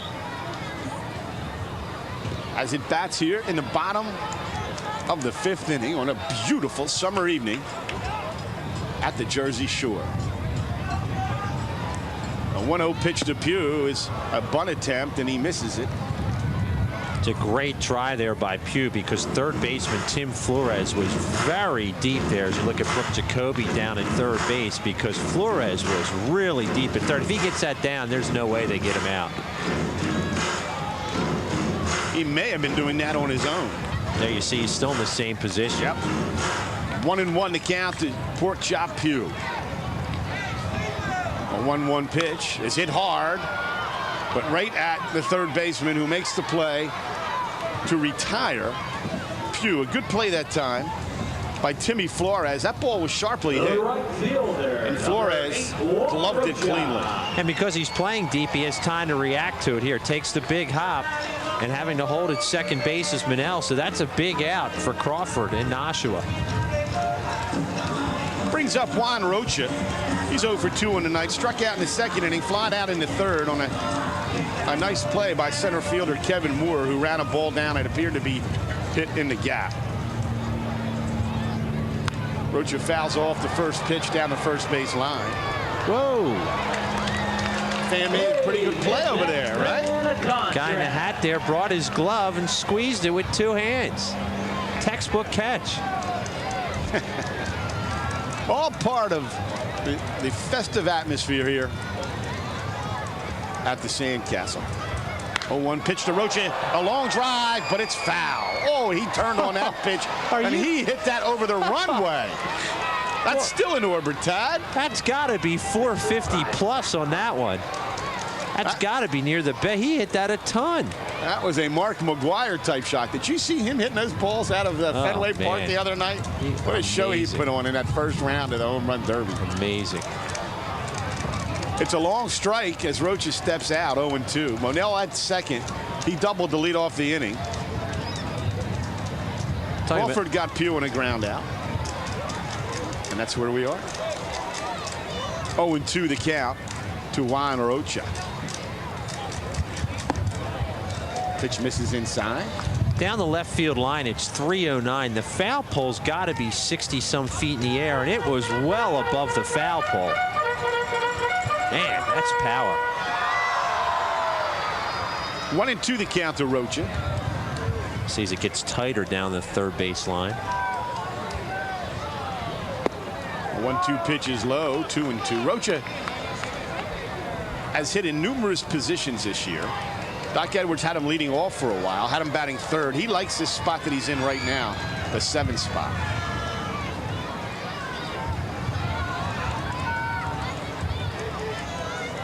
Here's the 2-2 pitch to Rocha in the dirt, ball 3. He's really had a great at bat here. He's been behind 0-2 after that long foul ball, and now runs the count full. On deck, Luis Raul Quinones. So let's see what gives here.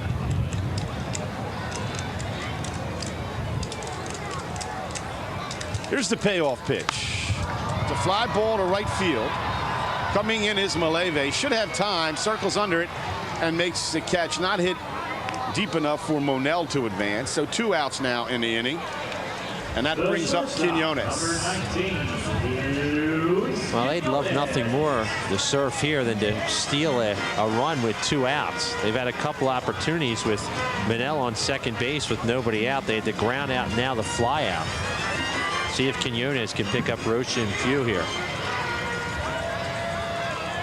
Quinones on the evening got a big walk in the second inning, and he's flown out to center field. Hit that ball pretty deep. That was off Warbe. Now he faces Carlos Crawford, and he'll turn around and hit left-handed. Takes a pitch inside. This is the kind of player you'd like to have up here. Even though he's hitting only .204, he's pretty good in the clutch.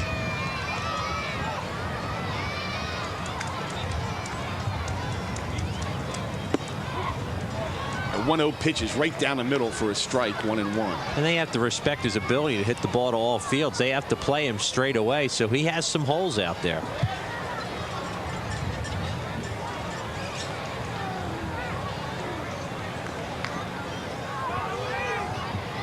One and one to count to Quinones.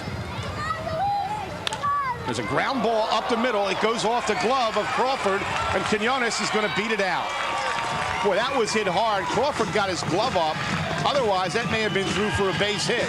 I actually think that fooled Crawford. It didn't come back there with a whole lot of mustard. He double clutched at it. You'll see it again. It's off the end of the bat, digs into the dirt. He thought it was going to come up a lot quicker. Oh, it's going right at his face. Ducked out of the way. Boy, it's tough to be a pitcher. I've been there, Chuck. It is real tough when that ball comes flying back at you. The left fielder, number 25, Keith Gordon. Monell moved over to third on the play. At first is Quinones. There's 2 out for Keith Gordon, who was 1 for 2. He doubled in the second inning and struck out in the third. A big spot here for Keith Gordon against Carlos Crawford. And he is hitting .500 against Nashua, 6 for 12 on the year.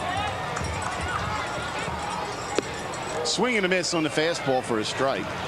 He has 2 doubles, a homer, and 3 runs knocked in at 12 at-bats against Nashua. Well, Gordon was with the Pride earlier in the year and certainly loves to hit against his former team.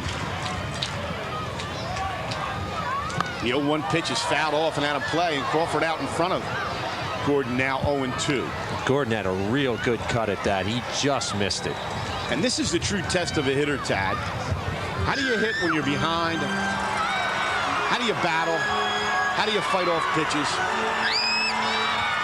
Try and put it in play and see if anything can happen. Anything can happen if you put it in play. Here's the 0-2 pitch to Gordon. Up high for a ball. And there you saw, you know, with 2 strikes, you're tempted to swing, but you still must stay disciplined and realize that that pitch is out of the zone. Seen a couple men strike out on that pitch tonight. A 1-2 pitch to Gordon. There's a ground ball right back to Crawford. He spears it, flips over to first base, and the side is retired. For the Surf in the 5th inning, 2 hits, no runs, 2 runners left on. We've played 5 full innings from the beautiful Sandcastle. TSM Friday Night Baseball, Nashua 8, Atlantic City 6. Welcome back to Friday Night Baseball on a TSM network. There you see the game summary. Pride lead at 8-6. Soto's got an RBI triple and a 2-run homer. He's got 3 RBIs. Chucky Carr hit a 3-run homer for the Surf, and 13 runs scored in the first 2 innings, which is not unusual here when that wind is blowing out to left field. And they're dancing to the YMCA. Something that the line score doesn't show there is the errors that the Surf showed early on. I think the Surf is very fortunate, Chuck, to be in this game with the amount of errors they've put out. And in fact, there's been 2 other plays that could have been called errors in this game. And I think they're doing a heck of a job just to stay in it with the bats. And you could make a case that there probably should be 5 errors on the Surf. They only have 4. As you see, the kids, they really enjoy a YMCA on the top of the dugout. Todd, we have a new pitcher for the Surf on the mound. It's Jose Soriano. Tell us about him. He is 1-0 in the year. Chuck has a 4.24 ERA, pitched 17 innings, has given up 18 hits, struck out 12, and walked just 7. The opposing batters are hitting .265 against him. And it'll be Glenn Murray, Jose Maleve, and Ryan Medrano to face Jose Suriano in the 6th. The Nashua Pride trying to break a 7-game losing streak. They lead at 8-6. Murray takes a fastball over on the outside corner for a strike. Suriano almost fell off the mound as he released that ball. Murray 1 for 3 on the evening. Singled in the first inning on an inside out swing.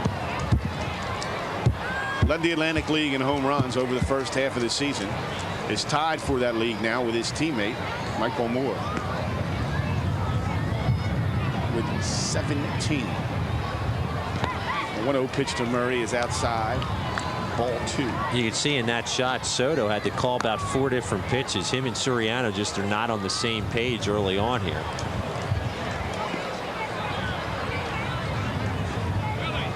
See that wind kicking up now here inside the stadium. Beautiful summer breeze, the summer wind. A 2-0 pitch to Murray. Misses. Suriano's having a lot of problems with his plant foot, Chuck. He keeps falling off the mound towards the first base side. You saw him digging at it there, and that comes with a new pitcher on the mound. Everyone lands in a different spot, digging up a certain part of the dirt, and if yours doesn't fall flat in that area, it could be a little uncomfortable. 3-0 pitch to Murray. He had a green light, and he fouled it off the screen. Looked like a fastball right in his power zone. I think he'd like to have that pitch back, Tad. Well, it was a good pitch, though, for Suriano. I mean, it was actually a borderline ball. It was high and inside on the fist. But again, with the home run leader, 3-0, you let him swing away.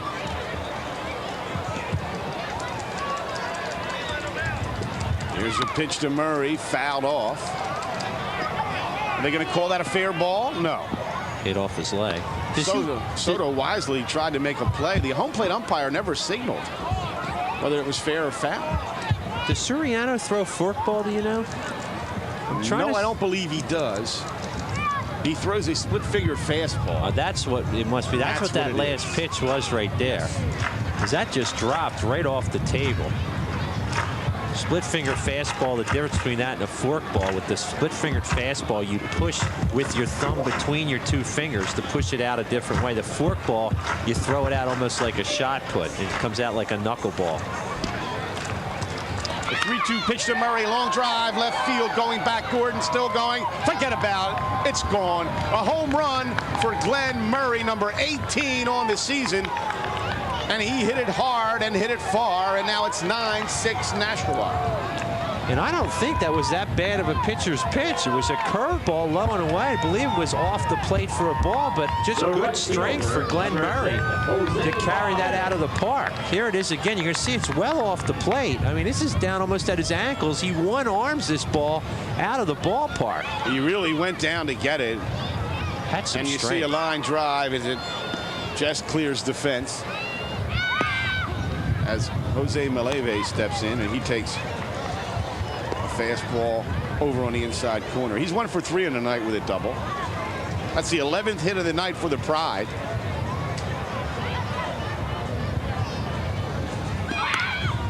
Base hit to left center field. Let's see if Carr runs it down. Makes a good play on it. There goes Maleve into second base, and Maleve stand-up double. And Nashua continues to put pressure on the Surf with their offense. We haven't had rain in a while here. This ball hits into short left center field. Carr has a long way to run. This ball just takes off almost like it was AstroTurf, Chuck. Watch Carr get to it, though, right there, wow. Tad. It's a great play, but he just found the open spaces and an easy double for Maleve. Up steps Ryan Medrano. Nobody out in the inning. 1 run already in. Medrano 0 for 1 has walked twice, shows a bunt, takes a ball, 1-0.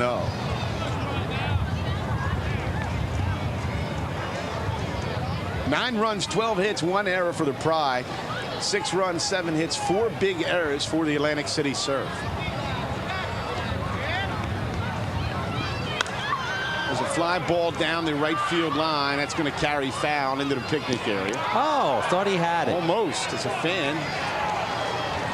If you're going to miss it, you might as well get the rebound. That's what he did there. Here it is again on the replay. I mean, this has been the story of the night if you just walked in. The outfielders and the fans having trouble judging the ball in the air. Great point. But he gets the rebound and brings it home. Nobody can catch a fly ball in here tonight. Just that one gentleman along the first baseline. There's a perfect bunt down the first base line. Soriano has it over to Monell. Moving to third base is Maleve. So Medrano gets the job done with a sacrifice bunt. Score at 1-3. It's a beautiful bunt. Watch it again. Deadened it just enough, and you can see again Soriano almost fell off the mound. Only one play to first, makes a nice throw. Brings up second baseman Frank Beckhorn. Pardon me, designated hitter Frank Beckhorn. Beckhorn on the night, 1 for 3 with an RBI single. Has a chance for another RBI here as Maleve's at third base. Infield is in. Surf does not want to concede another run here. First pitch to Beckhorn is outside for a ball.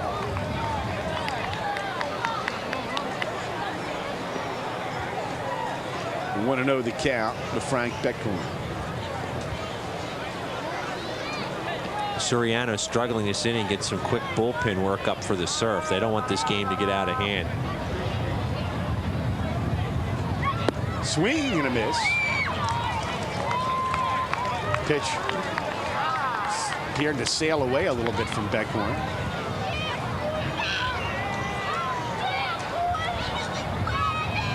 Nashua trying to get one more.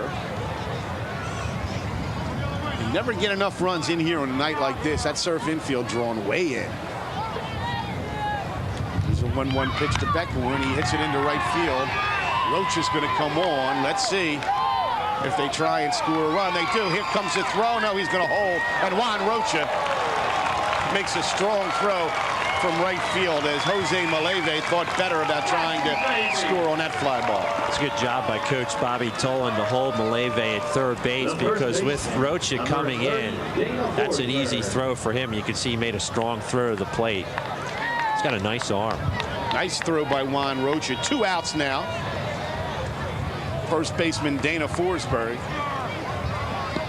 steps up. He's been hit by a pitch tonight, and he's 0 for 2. Runner on third base is Jose Maleve.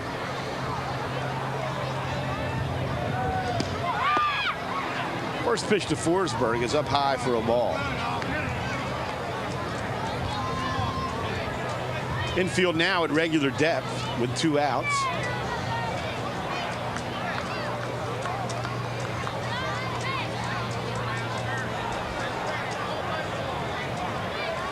The 1-0 pitch to Forsberg is grounded down to Johnny Monell. He gloves it easily. Steps on first to retire this side. The Nashua Pride get 2 hits in the inning. 1 run on the home run by Murray. We've played 5.5 Friday Night Baseball. TSM Network. The score: Nashua 9, Atlantic City 6. We're back on the TSM Friday Night Baseball Network. There you see next week it'll be the Winston-Salem Warthogs against the Wilmington Blue Rocks from Frawley Stadium live. Game time 7 o'clock right here on the TSM Network. Friday night minor league baseball. Just had the dizzy bat race here at the Sandcastle. A few dizzy individuals. And Tad, this is what happens when you spin around on a bat, okay? Oh, man. Looks like me running the bases. Digs up his knee. Ouch. Oh, boy. Oh, boy. Look at him. Is that the Schuylkill Expressway with rush hour? Maybe the Atlantic City Expressway when everyone's driving down here. It'll be Chucky Carr, Doug Brady, and Emerson Soto for the Surf here in the 6th inning against Carlos Crawford. Carr fouls it off and out of play. Carr 1 for 2 with a 3-run homer. Had that home run from the other side of the plate as well. 9-6 Nashua. Surf needs some base runners. No 1 pitch to Carr is over for a strike. Yeah, we were talking about broadcast schedule here in TSM. We'll be back here in a few weeks on August 6th to see Bridgeport for the first time here, the featured team in the league. That is a heated rivalry. There's no question. Carr waves at a pitch that was outside and strikes out. So one out in the 6th inning for Doug Brady. So we'll be back on the 6th. We'll also be back on the 20th as you see a great pitch here. Nice job in the curve. Look, I even fooled the catcher on that one. On the 20th, we'll see Lehigh Valley in here. The Lehigh Valley Black Diamonds have been red hot. Probably the hottest team in the league going into the All-Star break as Brady steps in against Carlos Crawford, who's thrown well for Bobby Tone. The first pitch to Brady is up high for a ball, 1-0. Brady 0 for 1. He's walked twice. Also has a stolen base. There's a ground ball, just fair, inside the third base bag. It's going to roll. Here comes Doug Brady into second base with a double. As Timmy Flores couldn't get it, it went right by him. And Brady on at second with a double to the opposite field. Let's watch it, Tad. Takes it off the outside corner, off the end of the bat, just places it down the third base line. And once Flores can't get it, that's an easy double. Flores gave it a good shot. Great shot by our crew. And that brings up Emerson Soto. Soto has a triple, a home run, 3 RBIs on the night. Brady at second, 1 out here in the bottom of the 6th inning. Pitch to Soto, misses outside for a ball, 1-0. Well, this is the danger area in this Surf lineup with Soto, Sierra, and Monell. You have to pitch all 3 very carefully. 1-0 the count to Soto. Brady looking runnerish at second. 1-0 pitch right down the middle for a strike. 1-1 the count to Emerson Soto.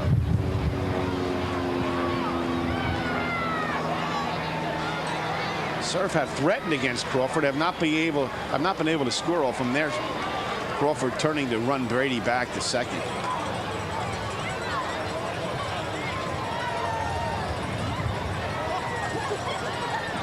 One and one remains the count to Soto. There's a line drive, base hit to left field, and it gets by Murray and skips to the wall. Here comes Doug Brady around. He'll score, and Emerson Soto is in at second base. Definitely a single. We'll see how they rule that, and they rule an error on Murray in left field, but Soto hit it hard. Well, as you mentioned, he got all of it, and Murray was just really fooled with what to do to the left field. Hit right at his feet. He tried to take a stab at it and missed it. So it'll be a single and then an error in the book. It's getting a little closer here from the Sandcastle. Second error of the night against Nashua. Ruben Sierra steps in. Soto's in second. Still only 1 out. Sierra 1 for 2 on the night with a walk. It's 273. First pitch from Crawford is down low for a ball. On deck, Johnny Monell. Sierra has 3 homers and 46 at-bats versus Nashua this year. A 1-0 pitch to Sierra is low for ball 2. There is a base open. Be surprised here if they give Sierra anything decent to hit. Well, he was intentionally walked back in the first inning, and I'd really be surprised, considering he's the tying run in this game. If he gets anything close to the plate, I'd be shocked. There are people who will tell you never intentionally put the tying run on. 2-0 pitch is low and in the dirt. This is one of those non-intentional, intentional walks, Tad. Certainly have not given, Crawford has not given Sierra anything close to a strike. The other thing you like, if you put him on first, you have a shot for a double play with the ground ball. 3-0 to count to Ruben Sierra. Let's see if he has the green light here.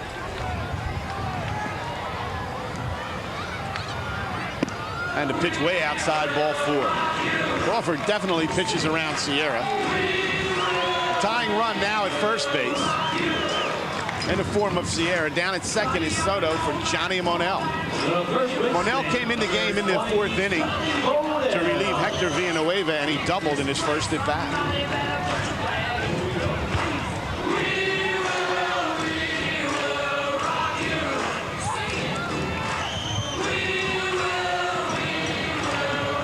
Two runners on, one out, one run in.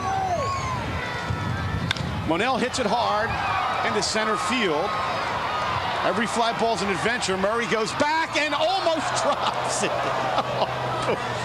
He bobbled that ball and ended up catching it. We told you every fly ball is an adventure. I wish people at home could have the angle we have behind home plate. That ball was heading into center field, and at the last second, Murray realized, oh boy, this is my ball here. Bobbles it, keeps his eye on it, juggles it a couple more times, and makes the catch. But off the bat, Chuck, that looks like it's going to Moore in center field. Absolutely. That's amazing. It is amazing what the wind can do to fly balls in here. 2 outs now for Pork Chop Pugh. Both runners remain where they were, first and second. Pugh is 0 for 2 on the night. Takes a strike on the outside part of the plate.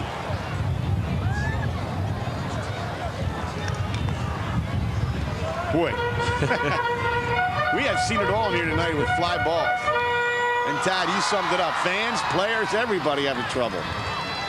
It's been a tough night. 0-1 to count to Pork Chop Pugh.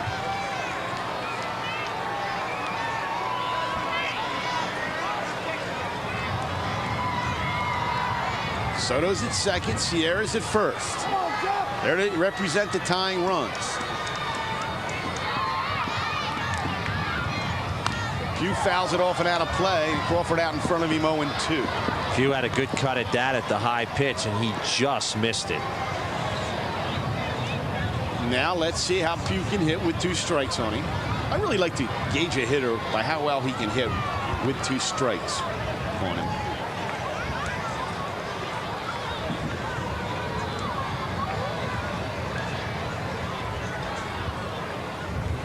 The 0-2 pitch just misses for a ball. Good pitcher's pitch, went with the slider off the plate. Pugh hits .313.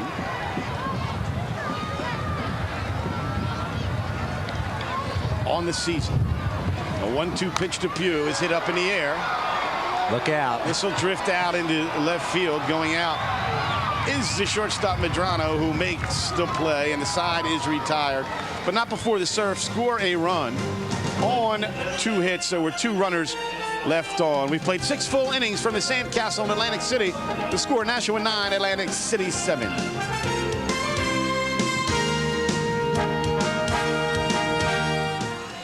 Beautiful evening here and the Jersey Shore. Chuck Benson, Tad Kazanowski, as you see some out-of-town scores in the Atlantic League. Newark leading Lehigh Valley 8-3. That's the first game played at the new ballpark in Newark, New Jersey. Another historic night for the Atlantic League as the Newark Bears winning that game. And there you see the Bridgeport Bluefish picking up right where they left off in the first half. They're out in front of Somerset 13-1. That game also in the 6th inning. And to take you the rest of the way, let's go back to Todd Kazanowski. Thank you very much, Chuck. A beautiful evening from the Sandcastle in Atlantic City for Nashua here in the 7th inning. It'll be 9-1-2, Walker, Taylor, and Flores.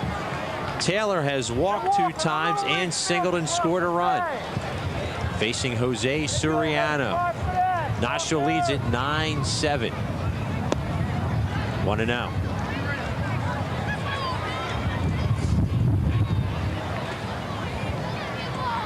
Nashua with 12 hits, the Surf with 9. 1-0 pitch. Inside, 2-0.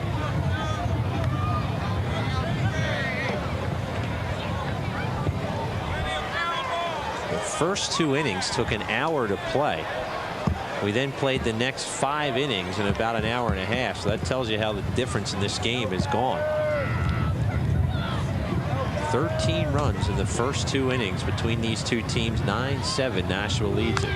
Fouled over our heads and out of play. I thought we had one there for a second shot. I was ready to make the play. I'm going under the counter. Let's take a look at his windup here, Chuck, as you look at Jose Suriano. All right. You mentioned he was having some problems with his footing He seems to be handling his footing a little bit better as you watch it. Hit well to center field. Carr retreating. The wind picks it up. It is out of here. Joe Walker, a solo home run, leading things off here in the 7th inning, and Nashua leads it 10-7. That's the second home run hit off Soriano as Murray hit one last inning off him. That was hit to dead center field to the deepest part of the park. That was a tremendous shot by Joe Walker. The second baseman, number 20, Matty Taylor. Wow. Let's watch it again. It just sailed on out of here as Carr never had a chance.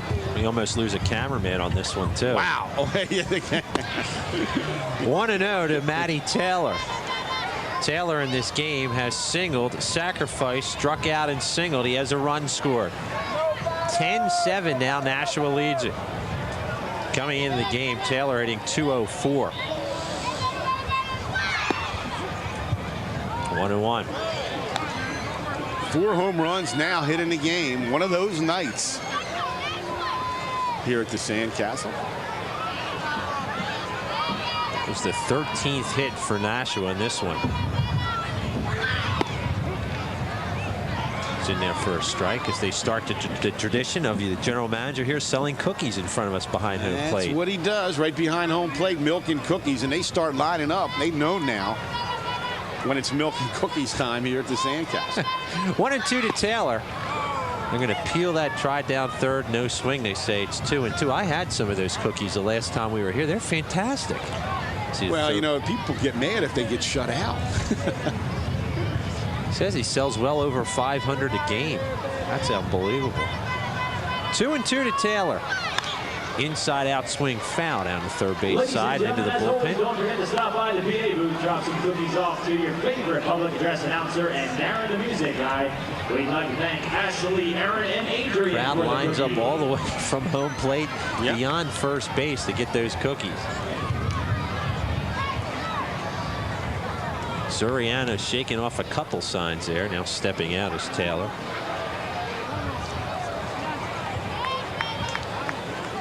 Two and two to Matt Taylor. Nobody out here in the top of the 7th inning. A run in. Did they want to peel it? Yeah, they say he swung. Be an interesting replay here as Taylor goes down swinging. Well, credit Soto there with that strikeout, as you see the pitch. Tad, you make the call. The third baseman, number 15, Tim Flores. Boy, that's close, Chuck. I don't know. I don't think he went around. I was going to say, I don't think he went either. Give Soto credit on that one because he drew the call. There's your third base umpire, Travis Hodgrower. Yeah. Here's Tim Flores. Flores takes that one inside. He has single, doubled, grounded out into a double play, and reached base in an error. You know, catchers can do that. They play a role in balls and strike calls. No question about it. The way they frame pitches, and they can influence umpires. Good ones can. 1-0 pitch. That misses. 2-0. There you see Soto. Might have bought his pitcher a strikeout. Soriano owes him that K, no question. He was looking into the Nashua dugout on that one. Probably getting some ribbon in there. 2-0 pitch. Slow roller to third. Tough play for Pugh. It's a fair ball. Another interesting scoring position. This could be an error as well. Well, it was hit softly. Tough play for Pugh. And they rule it a base hit. And that could go either way as you look at it again. Let's watch it again as it's a tough play for Pugh. He's got to come up with it and make the throw almost in the same motion. He cannot. I don't think they were going to get Flores anyway. 1 out Flores at first. Here's Kevin Moore, who has struck out, reached base in an error, singled and flown out. He is 2 for 4, hitting .269 on the year. 1-0. Darren and I would like to thank Tom, Scott, Ryan, and Steve for the cookies. Surf trailing at 10-7 here in the top of the 7th. And the Pride have scored runs in every inning except the third and the fourth.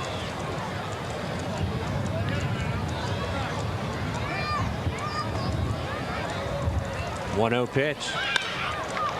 One hopper, nice job for Brady to Quinones. One back to first, double play. Great job by Brady and Quinones. One run though in the inning on the home run by Walker. Nashua leads at 10-7. We move to the home half of the 7th. You're watching Friday Night Baseball here on TSM.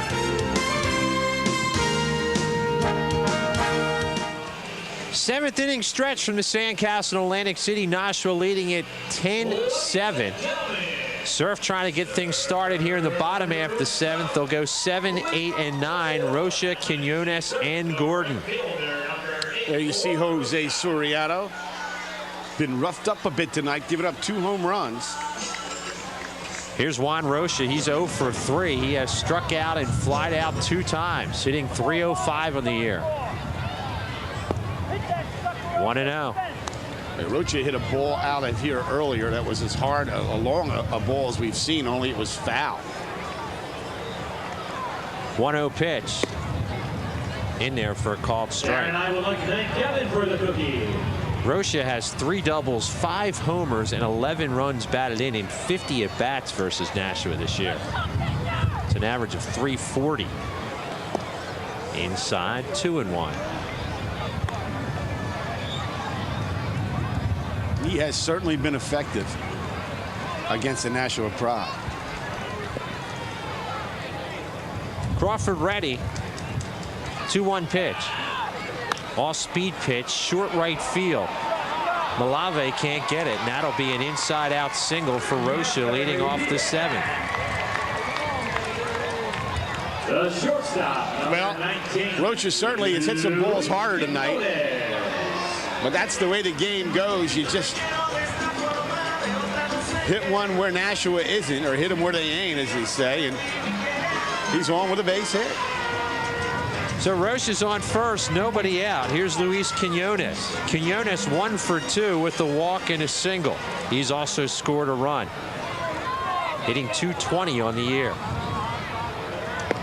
1-0. There is some bullpen activity kicking up now for Nashua.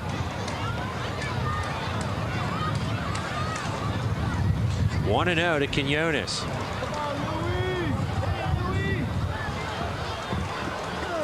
Two 2-0. Looks like that's Curry Woodson warming up in the bullpen. Just getting started, so he's going to need some time to get loose. 2-0 to Quinones. Gets the green light down the right field line, a fair ball. One hop off the fence. Rocha into third. He's being waved around. The relay throw is low. Rocha will score. It's a double and an RBI for Quinones, and it's now a 10-8 game. Well, I told you that Luis Quinones, despite the fact he's only hitting .220, is very good in the clutch, and you saw why there, Tad, as he rifled that ball down the right field line. Rocha was able to score. He really didn't even get a full swing at that. Took a half swing and still hit it hard enough to right off the Maurice Pierce sign. Congratulations to Chris and Tom. They just purchased 40 cookies. And don't go away, Tad. It's 10-8. Nobody out here in the bottom of the 7th inning. The 9th hitter, Keith Gordon, comes to the plate. He is red hot against Nashua this year, hitting .455 against Nashua. Tonight, 1 for 3 with a double. Takes the first one high, 1-0. He is the tying run to the plate as they trail it 10-8. There's your bullpen activity. Again, that is Curry Woodson from Jacksonville, Florida, warming up. 1-0 to Gordon. Little number down to third. Tough play. Flores, low throw, and it gets away at first base by Forsberg. Safe at first base is Gordon. Runners at the corners, nobody out. Quinones almost was able to score on that play as that ball got by Forsberg on the low throw. A good play by Flores with the glove. He just had to hurry, and the throw was low. Forsberg couldn't dig it out, and it gets by him. Not far enough to allow Quinones to score. Scored a hit in the books. It's the 12th hit of the game for the Surf. They now have runners at the corners, nobody out, as Walker comes out to talk to Crawford. And again, they need some time for Woodson, who just got started loosening up. Interesting situation here with Carr up. There are a lot of things you could do here. Gordon at first base has 18 steals. That leads the team. He's only been caught 4 times. He's the fastest player on the team, and now Bobby Tolan's going to come out. We may have seen the last of Crawford. He has not yet motioned to the bullpen, as you see the Nashua meeting at the mound. So Tolan in to talk things over with Crawford in the infield. It's 10-8. Nashua leads it. We're in the bottom half of the 7th inning. Nashua at one point led this game 7-1. And they're going to leave him in there. As you see Doc Edwards looking on. And you can see next week right here on TSM, Winston-Salem and Wilmington. All the action starts at 7 o'clock right here at TSM. Carolina League Baseball, Winston-Salem and Wilmington next week on Friday Night Baseball. Here's Chucky Carr. Chucky has walked and scored, hit a homer and scored, grounded out and struck out. He is 1 for 3. Back to first base in safely is Gordon. Flores, the third baseman, playing in. You know, don't be surprised if Carr would lay down a bunt here. Try to push one past Crawford to get that run in. Nothing happening on that pickoff. Crowd yells ball. Also not a bad situation, Todd, for a hit and run. You have good speed in Gordon at first base. Carr can handle the bat pretty well. Back to first base. Good scoop at first by Forsberg. Otherwise, that was disaster. Ladies and gentlemen, will Tori and Nick please report to Nobody out in the inning. Runners at first and third. Tying run at first base. 10-8 here in the bottom of the 7th.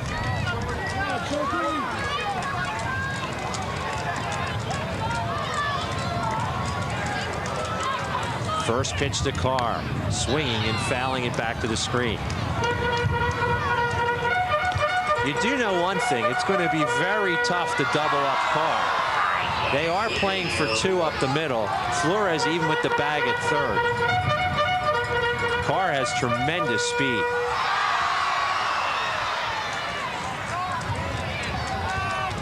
One strike to Carr.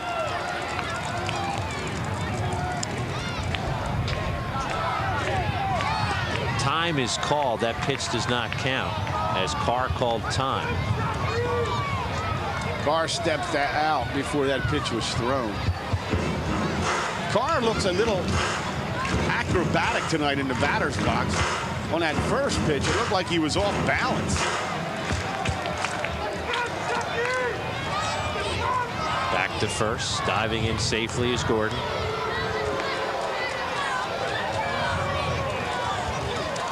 Well, they know Gordon can run. Has a pretty good lead at first. There goes Gordon. Pitch is chopped to first base. Holding at third base is Quinones. The runner will move up to second. Carr is retired. Well, that was an unassuming little grounder, but it did get Gordon down to second base. Second baseman, number 9. You watch it here. He topped the ball. If it goes a little bit more to the left, he may have himself a base hit. Forsberg able to get it. With one out, here comes Doug Brady, who has grounded out, walked and scored, walked, doubled and scored. He is 1 for 2 with a double, hitting .275. Tying run on second base. They play him straight away. 1-0. Big spot here for Doug Brady, certainly. Surf have been battling from behind all night. Brady has 4 doubles and 4 runs knocked in against Nashua this year. 1-0 pitch. Hit the opposite way. Fair ball down the left field line. Quinones scores. Gordon will score. Throw to second base, not in time. It's a double and 2 RBIs for Brady, and we are tied at 10. What a nice piece of hitting by Doug Brady. He just went the other way with that, Tad, and he knew what he was going to do with the pitch when he saw it. He was going to go to the opposite field. There you see it. He just knocks it down the left field line, and that easily ties the game. 10-10 here in the bottom of the 7th inning. The Surf trailed this game 7-1 after 2 innings. They are going to intentionally walk Emerson Soto with first base open. So Soto has a home run and a triple tonight, as well as a single. Only needs the double for the cycle. Will be walked. How interesting that you will walk the pitch to Ruben Sierra. Isn't that something you might want to ask Bobby Tolan after the game? And again, a pitcher warming up in the bullpen is Woodson, so he may make a change after this. Surf also have a pitcher warming in their bullpen as well. That is the 4th pitch to Soto. As you see in the bullpen there is Woodson. 1st and 2nd. Tonight's attendance just handed to us. 3,887 in the ballpark. Good crowd. Well, here comes Ruben Sierra to the plate. No activity in the Nashua dugout. I think they're going to pitch to him. Sierra has walked 2 times, struck out and singled. He's 1 for 2. What a spot here for Sierra. 1 out, 2 runners on. We're tied at 10 here in the bottom of the 7th. Off-speed pitch to second. This could be 2. Taylor misses the ball, and it's Bobble. Coming in to score is Brady, and the Surf take the lead on the error by Matt Taylor. Well, it hasn't been a night for the defense, Tad Kazanowski. That certainly was a tailor-made double play ball hit to Matty Taylor. Bobby Tolan's going to come out and argue as we watch it again. It looked like the ball may have been kicked out of the glove. Well, he bobbles it. Now watch, the runner will kick it out of the glove. He should be out, Tad, if he makes that tag, no? Well, the ball comes out. I think the only argument he has here, Chuck, is if his foot was on the bag when he picked up the ball. Now, that's the only argument I see him having, because the ball was clearly lost in the slide. We'll hopefully get another look at this. We'll try and look and see if his foot's on the bag when he has the ball. 11-10, Surf leading. Here it is again. Let's watch this. All right, let's see if it's a force. No, his foot's off the bag. Now he's got to make the tag, and the ball is kicked out. A great shot by our TSN crew. Let's watch his foot come off as he gets the ball there, Tad. That is, we're watching slow motion, and that is as close as it gets. Terrific camera work. 3rd error of the game against Nashua. John Manel to the plate. Manel 1 for 2 with the double. 2 runners on, 1 out. Surf lead at 11-10. 1-0. 3rd error of the night for Nashua. There have been 7 errors committed in the game. It hasn't been pretty, but it's been exciting if you like runs. And that was a tailor-made double play ball. Still only 1 out in the inning. Bounces up there, 2-0. And if you're the Nashua Pride now, you've lost 7 in a row. You have to wonder if the planets are lined up against you. You had a 7-1 lead, and you figure, okay, we're going to break the losing streak, but now the Surf up 11-10. Manel, the 8th batter to bat in the inning. 2-0 pitch. Hits it hard and into right field for a base hit. Soto rounds 3rd. He will score. And the Surf lead at 12-10 on the RBI single by John Manel. 2nd hit of the night for Johnny. And he'll take it as he scorched that ball underneath the glove of Forsberg. And that is going to do it for Carlos Crawford. Here it is again. Hits it hard and into right field for a base hit. Looked like a fastball that Monell got. 12-10 Surf lead it. Both teams with 14 hits. Carlos Crawford will hit the showers. In to replace him, Curry Woodson.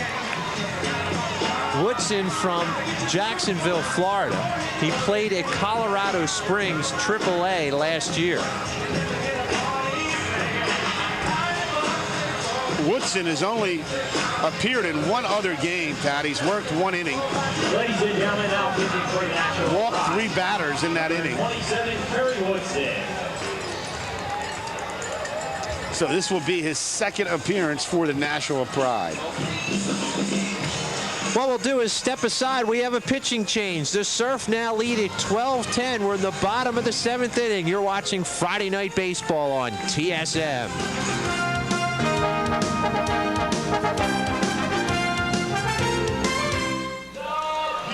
Tad Kazanowski, Chuck Betson back with you here in the TSM networks. Atlantic City leading at 12-10. Here's Pork Chop Pugh to the plate. He is 0 for 3, hitting .308 on the year. Runners at first and second, 1 out. High for a ball. Again, the new pitcher, Curry Woodson, into the game. There's some of his line scores. Chuck mentioned really has not pitched a lot for Nashua. No, this is only his 2nd appearance, and in that 1 inning of work, he walked 3 batters. And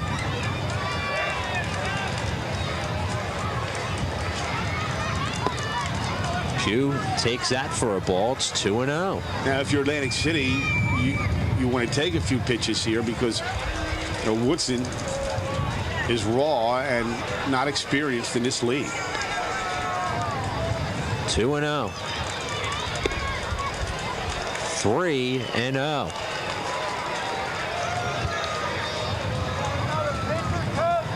Boy, the Surf are showing me something tonight. They could have easily have packed this up in the 2nd inning, trailing at 7-1. They lead at 12-10. 3-0 pitch pulled foul down the 3rd base line.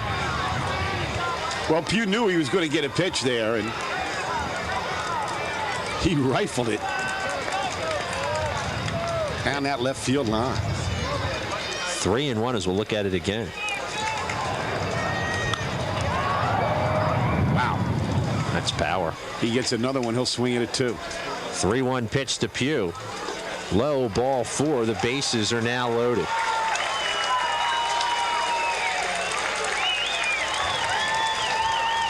Bases loaded, 1 out. 10th hitter comes to the plate as they have batted around. Here's Juan Rocha. He singled and scored starting this inning. He is 1 for 4, hitting .308 on the year.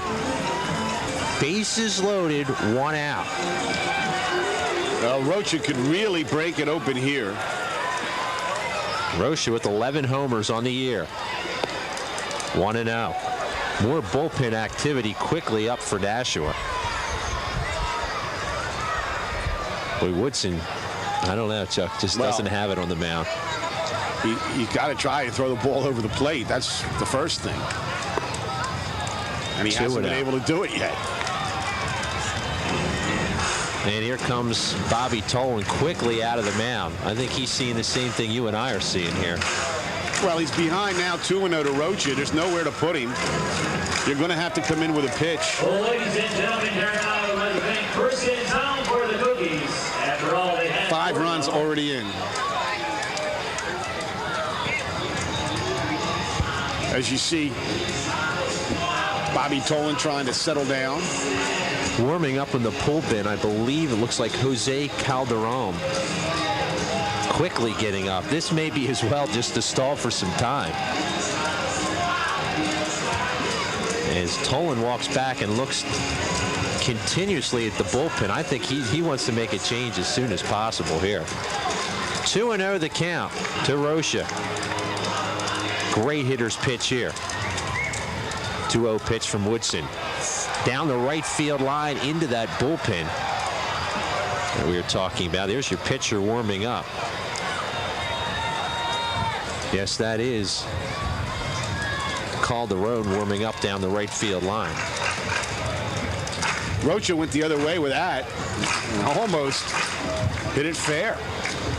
2-1 to Juan Rocha. 10th player to bat in the inning. Big swing and a miss. Strike 2.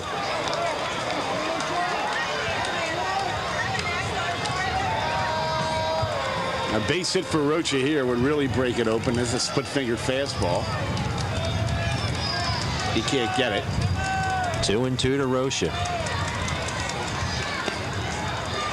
Full count. Bases loaded. 1 out.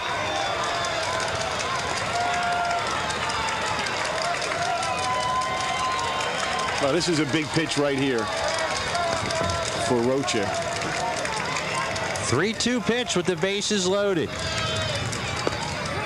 Called strike 3 on the corner. Crowd doesn't like it. Once again, that unassuming third strike call by Bill Yancey. Watch this now, Todd. It's hard to tell if he's called it a strike, and you'll just see a little subtle strike 3. It's a close pitch. Luis Quinones to the plate. He has doubled and scored and knocked in a run in this inning. He's 2 for 3, hitting .235 in the year. Bases still loaded. 2 outs.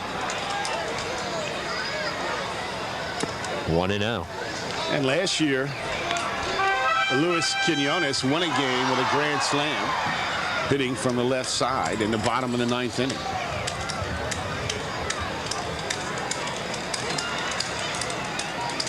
He has better power as a left-handed hitter. That one misses. 2-0 to Quinones. Bases loaded. 2 outs. 5 runs in the inning. Surf lead at 12-10. 2-0 pitch. Sinking in left field, coming out to shortstop Medrano. He makes the play, and that is going to do it for the 7th inning. The Surf get 5 runs in the inning and take the lead 12-10. We have played 7 here from the Sandcastle Atlantic City. The Surf lead at 12-10. You're watching Friday Night Baseball on TSM. It looks like we may get a new pitcher on the mound for the Surf here. This is going to be Frank Thompson from Daytona Beach on the mound for the Surf. And Frank Thompson also appeared in the All-Star game, pitched an inning and a third. His record is 2-1. His ERA 7.27. This will be his 29th appearance. He has a save. He's pitched 34 2/3 innings, allowed 39 hits, 28 runs. All 28 have been earned. He's given up 5 home runs. He's walked 18, struck out 35, and the rest of the league hits .287 against right-hander Frank Thompson. And he has made 1 appearance against Nashua this year. On June 9th, he pitched 1 inning, gave up 2 earned runs, did not get a decision in that game. A wild game from the Sandcastle. Tad Kozineski, Chuck Betson with you here on TSM. As we start the 8th inning, the Surf lead at 12-10. They trailed this game at 1.7 to 1. What a gutsy performance tonight. Well, last week, Tad, Newark was in here, and the Surf trailed 6-0 and 12-6 and came back to win. This team knows it can score runs in this park, so when it falls behind early, it's not necessarily time, to get out the Kleenex and start crying. They just, continue to fight back. They know they can score runs. Pitching has been a problem. Well, speaking of scoring runs, here's your home run leader in the league at the moment to the plate in Glenn Murray. He homered in his last at bat. He's also singled and scored 3 runs. He's 2 for 4, hitting .283 on the year. It'll be Murray, Maleve, and Medrano to bat here in the 8th inning for Nashua, who trails at 12-10. Thompson, the 4th pitcher for the Surf tonight. Strike 1, big swing by Murray. Murray, I think, was swinging for the Taj Mahal there. You see Thompson, he's been effective setting up for Chris Eddy. Curveball misses high. It's 1-1. And has a lot of talent. There's no question about it. Struggled at times early in the first half, but has come on. Loves the Surf, is the surfing expert on the Surf. That's a big swing out of play over our heads right side. 1-2 now to Murray.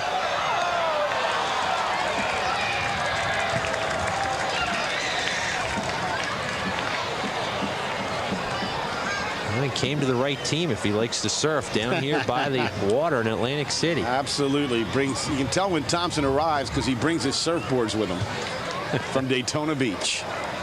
1-2 to Glenn Murray.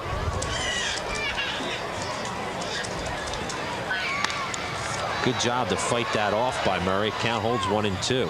See some of the sky boxes there to your right.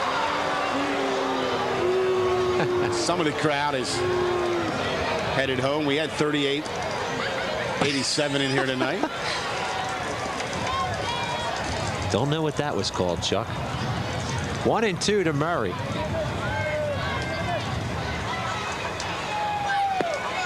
Two and two. Oh, that pitch just missed. A good pitch from Thompson there. You cannot just continually throw fastballs to Murray, and if you do throw them, you have to keep them low like Thompson did there. Murray is a fastball hitter. 2-2 pitch. Foul down the third baseline. Boy, everything he hits is hard. Well, it would be a good time now for Frank Thompson to throw a changeup to Glenn Murray. Let's see what they get. You can see the signs coming in here. Soto will give the signs. Well, it doesn't give a sign. I guess this is pitcher's choice here. 2-2 pitch. Boy, that just missed. 3-2. Crowd wanted that one. Well, let's watch it, Tad, as appears to be a little outside off the plate. Soto trying to frame it. See how he frames that pitch with the glove? I'd like to see catchers do. Try and help their pitchers out. 3-2 to Murray. Swing and a miss, struck him out. One down in the eighth. Well, Thompson challenged him with another fastball, and he just beat him. Thompson won that battle. Strength against strength. Jose Malavi to the plate. He has doubled 2 times in this game, struck out and reached base in an error. He's 2 for 4, hitting .303 on the year. 1 out in the top of the 8th. Surf leading at 12-10. Malavi stands out. What an enjoyable night here from the Sandcastle. Beautiful night and a beautiful place to watch a game.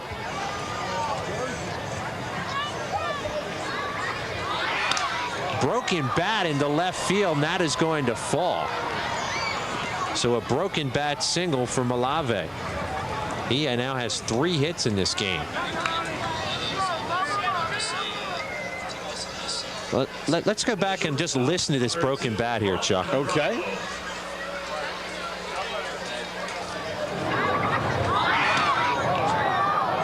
Man. The sounds of summer at the Sandcastle and baseball. You could tell he sawed that one off. Ryan Medrano to the plate. Has walked 2 times, reached base in error, and had a beautiful sacrifice bunt. Tying run to the plate here in the top of the 8th inning.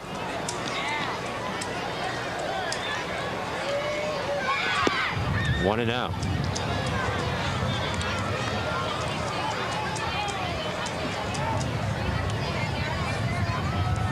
This Nashua team has a kind of firepower. This is a slugfest now tonight, Todd. It's going to come down to, you know, sort of like the last fighter standing.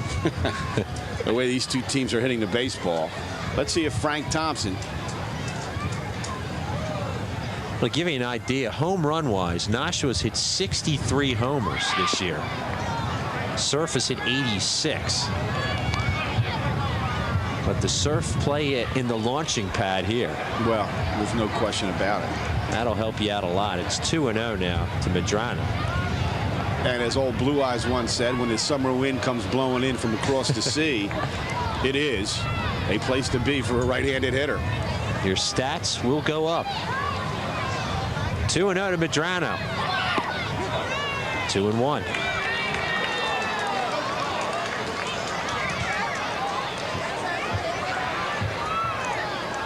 Now Thompson will do this. He'll work full counts.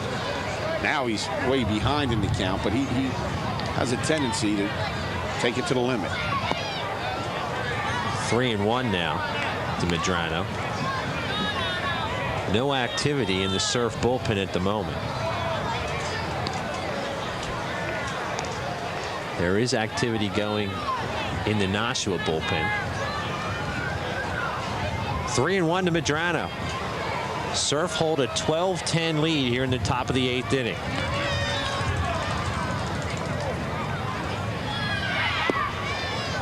Ball 4. Tying run now to first base.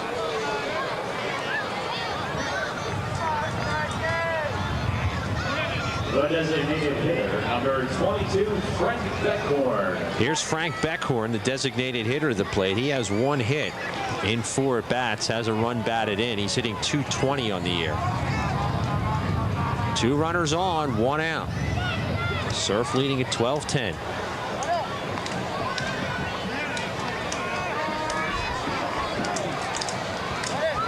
Well, kind of a hush over the crowd. Not going to be easy. Well, they know. They've seen this before, and they know that the offense may not yet be over for the night.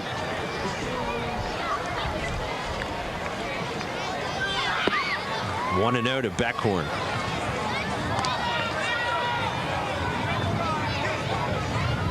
Thompson needs to throw a strike here. It's been behind a couple batters. 1-0 to Beckhorn. 2-0. He's not missing by much, but these pitches are out of the zone.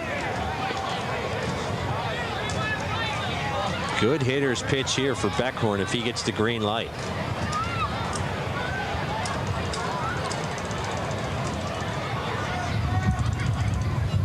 He does. It hits it deep to left center field with the wind behind it. Goodbye. 3-run homer for Frank Beckhorn, and Nashua takes the lead 13-12. It's the 2nd homer of the year for Beckhorn. Well, Tad, you said he was going to get the green light on that pitch, and he did. And Frank Thompson continually pitching from behind had to come in, and just like that, it's 13-12 Nashua. Let's listen to this one again. Listen to a home run here at the Sandcastle.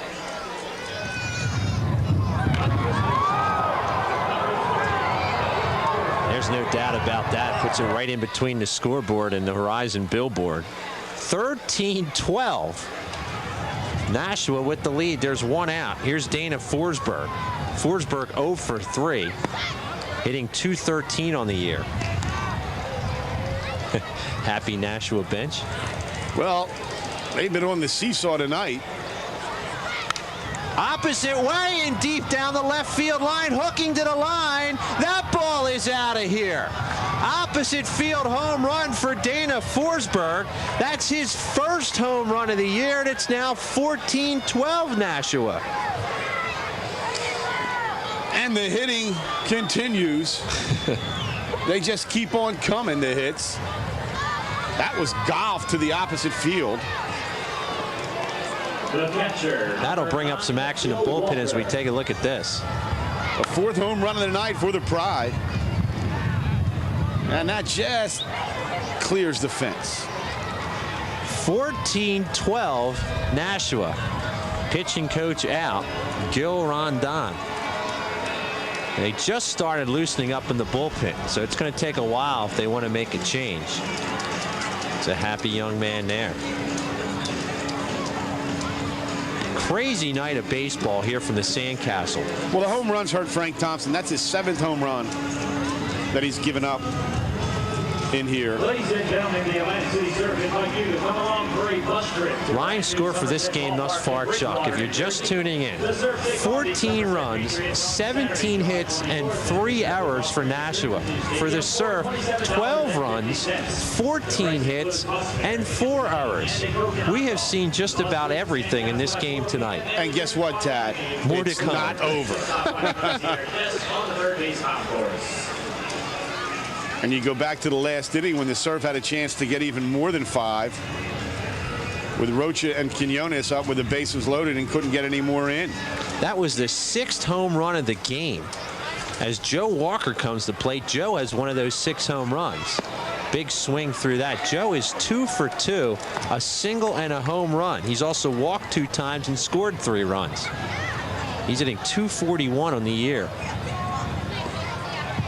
1 out in the inning. That one misses. 1-1. There is action down in the Atlantic City bullpen, and I believe it's another one of the new pitchers. It's a left-hander. That would be the left-hander, Jason Moody. 1-2 now the count. And that's who it is, Jason Moody warming up. But right now, it's Frank Thompson's job to try to get out of this inning. Just missing on that one. 2-2. Back-to-back home runs.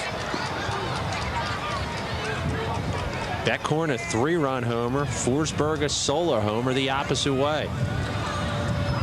6 homers in the game. Hit pretty well to right. Looks like the field's going to hold this. Rocha retreating. And he'll make the play for the 2nd out. Well, the field held one of them tonight. Well, you hit it to right field, and you have a chance not to have it leave the ballpark. The second baseman, number 20, Matty Taylor. Good job by Rocha there to get the 2nd out. Here's Matty Taylor. Matt is 2 for 5, has a single, 2 singles, check that, and has scored a run. Inside out foul. Look out. Coming near us in the broadcast booth.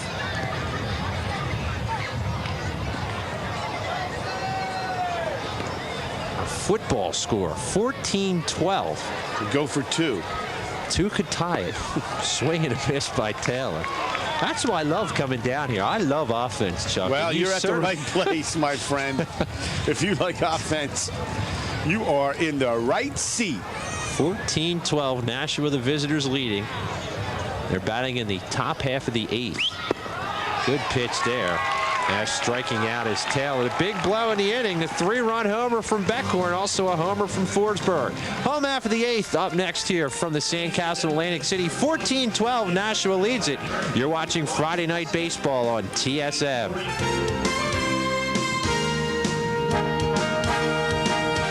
Tad Kazaneski, Chuck Betson back here on the TSM network. As you look at the line score, and there's a lot of numbers to add up there tonight. 14-12. The Pride lead to Surf here. 6 homers in the game. 4 by the Pride, 2 by the Surf. 3 5-run innings in this game. That's amazing. It really is, Tad, and it's been the story in here over the last week. The Surf pitching has now allowed 69 runs in the last 6 games, and the big story is that they've won 3 of those 6. New pitcher on the mound for the Nashua Pride.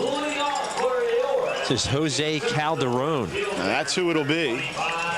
He's 2-3. You see, he's pitched 53 innings, has 2 saves, has allowed 64 hits, struck out 22, and walked 20. His ERA 6.28. And how has he done, Mr. Kazaneski, against the Atlantic City Surf? Against the Surf, we'll have to look for that here. Calderon, the opposing batters are hitting about .250 against him. Check on that in a second. I'll look that up as you do the play-by-play. Here's Keith Gordon to the plate. Keith is 2 for 4 with a double. Hits it into center field for a leadoff hit. Here in the bottom half of the 8th inning, the hits just keep on coming. Looking up Calderon's numbers against Atlantic City. This is his 3rd appearance. He's pitched 4 innings, allowed 4 hits, 2 runs. He's given up a home run. The Surf's hitting .267 against him. As you look at the single up the middle for Gordon. Hit number 15 for the Atlantic City Surf and hit number 32 in the game. Here's Chucky Carr. He's 1 for 4 with a home run. Hitting .250 on the nose. He's the tying run to the plate. Takes that first strike.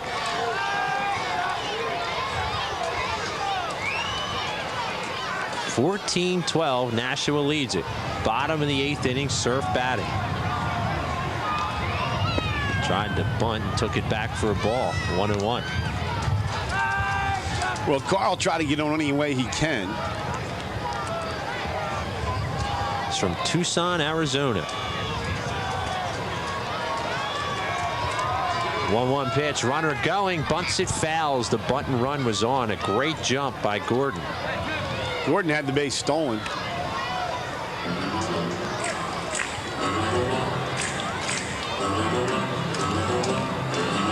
Gordon in the league this year, 26 stolen bases. He's only been caught 7 times.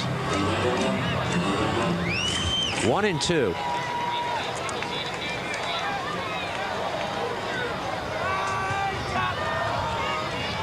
Gordon with a decent lead at first base. There he goes, swinging through that is Carr. Throw to second, not in time. Stolen base for Gordon.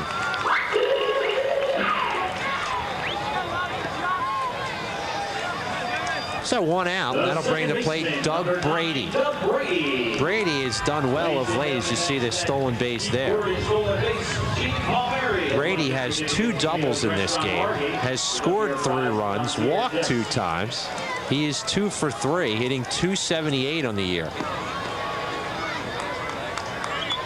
He's the tying run at the plate with 1 out.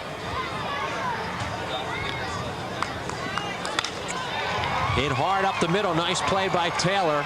And he retires. Brady. Great play by Matt Taylor. Well, we haven't seen a lot of good defense tonight, Tad, but this is probably the best defensive play we've seen as Taylor took a base hit away from Doug Brady. Let's watch it again. He hits it sharply. Looks like you might have a chance to get through. Taylor dives, backhands it, and comes up with it. That is a major league play. Here's Emerson Soto. He's 3 for 4 tonight. Has a triple and a home run, hitting .343 on the year. Also has a single mixed in there somewhere. If he can hit a double here, he's hitting for the cycle. They're going to appeal that. No. 1-0. And he would become the first serve player to hit for this cycle. You could do it at this park. That's for sure. That's amazing. Nobody has done it yet. Wow. We've had players do it against the serve. There's been 2 of them. 1-0 to Soto, a dangerous hitter. Off-speed pitch way out in front. That was Soto. Soto has 14 homers on the year. That was a beautiful pitch. Well, that's a big run down at third if you can get Gordon in. It's only a 1-run game. 2 outs in the inning. Gordon at third. Calderon can be a little wild. Pressure on Walker not to let that ball get by him. Off the plate. Missing. 2-1 they have on the scoreboard. Soto is the tying run in the game here in the bottom of the 8th inning. Nashua leading at 14-12. There you see Keith Gordon at third base. He checked his swing. 3-1. On deck, Ruben Sierra. Still activity in the Nashua bullpen. There's your first base umpire. Perry Barber. Made the call down that last one. No swing.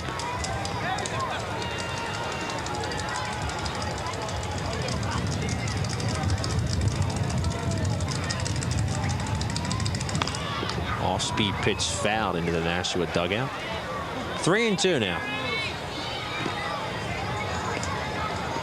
Soto appeared to be a little ahead of that pitch. I think the changeup would be a great call for Calderon here. He's had Soto ahead of that a couple times. See what he goes with. 3-2. Ball 4. He walked him.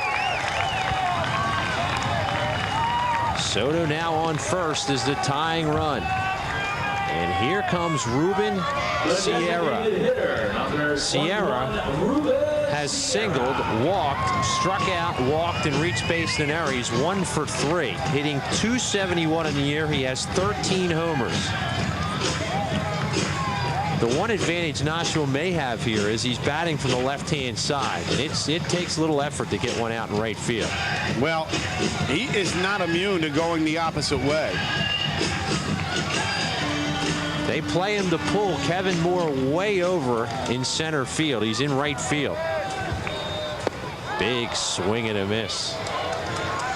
Something tells me Sierra was swinging for it there. Well, he's certainly been in position tonight to drive in some runs. He struck out with a man on third in the fourth inning. In the seventh, he got on base via an error.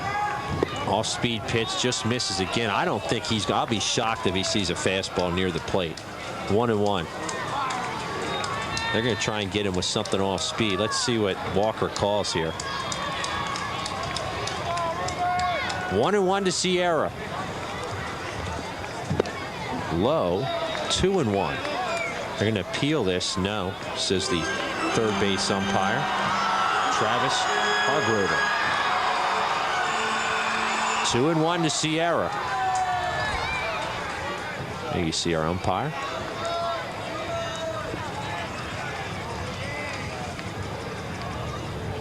Looks like something off speed here. 2-1 pitch. There it is again. 3-1. Well, do you give him the green light here, Todd? I'd let him swing. Walker will load the bases. Monell has 2 hits, but I think you'd like to see Ruben Sierra get a good cut if the pitch is anywhere in the strike zone. 3-1. Runners at the corners. 2 outs. They're lining up inside. Fastball hitting to left field. There'll be a play, though. Glenn Murray just in front of the warning track, and he squeezes it for the 3rd out. We have played 8 full innings from the Sandcastle here in Atlantic City. Nashua leads at 14-12. You're watching Friday Night Baseball on TSM. On the 1998 draft, and there you see some people bundled up because it's nice and breezy in here. It's comfortable. It's a great place to watch a game. You bring a late windbreaker, you're set. Here's Tim Flores, 3 for 5, 2 singles, a run scored, an RBI, and a double. 9th inning action. Nashua leads it 14-12. 1-0 now to Flores. Flores bats second in the lineup, but Flores, Moore, and Murray. Hit hard down the left field line, off the top of the fence. Flores goes into second base. Slides in with the double, leading off the 9th. And welcome to the Atlantic League, Jason Moody. This is a hitter's league. There's no question about it, Todd. Hit number 18 for the Nashua Pride. So we watch it again. Flores went down to get that pitch and almost hit it out. It's a 7th extra base hit of the game for the Pride. Here's Kevin Moore. Kevin Moore, 2 for 5, couple of singles, hitting .268 in the year.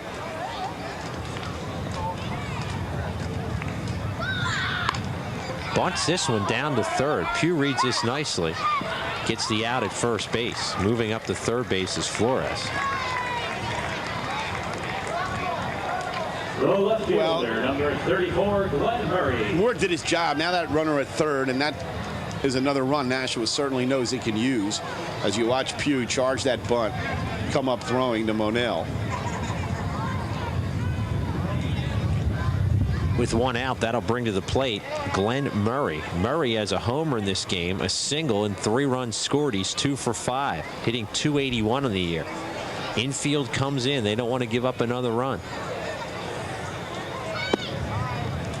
What's even scarier is he takes that low. DJ Boston did not make it here to Atlantic City. He missed his plane. He's a pretty good power hitter in his own right. And Glenn Murray, who's tied for the league in homers, is not in the lineup either tonight. You meant to say Michael Moore. Mike Moore, I'm sorry. Murray is batting. Murray is up. Michael Moore, the other one. Thank you, Chuck. Okay. 1-1 the count. I've been mixing them up all night. At least I'm consistent. No, you are usually error-free, Mr. Kazaneski. Well, I'll join the error brigade tonight. Why not? Everyone else is committed. That's right. One. Even the fans. Inside, 2-1. Murray's got some power. He's hit everything hard. Even his foul balls have been hard. 2-1, 1 out. Runner at third base is Flores. This is hit very deep into center field. Carr back, Carr way back at the track, at the wall, makes the catch. Tagging at third base is Flores. He will score. Nashua now leads it 15-12. A nice defensive play by Chucky Carr. But Murray gets the run in, and he did his job. The right fielder, number 10, Jose Malave. Chucky Carr needed every inch of the ballpark to make that catch. Thought for a second there Murray may have had enough. Hit it too high. Jose Malave to the plate. He has 2 doubles, a single, and has scored a run. He is 3 for 5, hitting .307 on the year. In there for a strike. And the Pride have scored runs in every inning but the 3rd and 4th. Amazing. They have 18 hits in this game. Sinking down the right field line. Manel backs up, almost trips, but makes the play. And that is the 3rd out of the inning. But an insurance run on the board for Nashua. We move the home half of the 9th inning. Last chance for the Surf. They trail at 15-12. You're watching Friday Night Baseball on TSN. Some of the spectators here at the Sandcastle Atlantic City. Last chance time for the Surf. They trail at 15-12. Some of the fans left here. As we mentioned, anything can happen here from the Sandcastle. Chuck, we have a new pitcher on the mound. Well, he's a big right-hander, Joe Jacobson. He's the closer for the Pride. He's 0-1 with a 5.29 ERA. This will be his 18th appearance. He has 9 saves. He's pitched 17 innings, only allowed 21 hits, 11 runs, 10 have been earned. He's allowed 2 home runs. His strikeout to walk ratio, excellent. 19 strikeouts to 4 walks, and the opposition hits .313 against him. He's listed 6'3", 225. He made it as high as AA last year in Midland. He'll face Manel, Pugh, and Rocha. Manel in this game, 2 for 3 with a double and a single. First pitch in there for a strike. So the Surf trail it by 3 as we start the bottom half of the 9th. This is a pitcher that Doc Edwards really likes. He feels like Jacobson throws as hard as anybody in the league. Inside out swing down the line, hooking. Foul ball down the left field line. That was going to be trouble if it stayed fair. That was just foul. Monell going the other way as we watch it here, Todd. Not foul by much. It just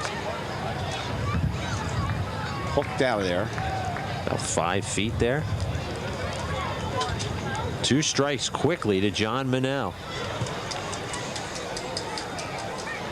Manel from the Bronx in New York. Pulled down the right side, coming over is Forsberg. He's going to have to flip. Good job to cover by Jacobson, and there's 1 down. We have some more out-of-town scores. That game in Newark tied at 8 in the top of the 10th inning now. We mentioned that's the opening of the new stadium in Newark, and Bridgeport defeated Somerset tonight 13-6 as you watch Monell ground out to Forsberg. Forsberg flipping over to Jacobson. Here's Pork Chop Pugh. He's 0 for 3 tonight, hitting .308. Has a couple of walks in this game. Grounded to short. Medrano. 2 down.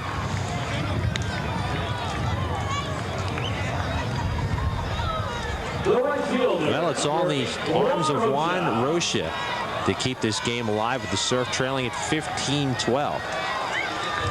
Rocha has singled, scored a run, struck out, flown out 2 times, and struck out. He's 1 for 5, hitting .306 on the year.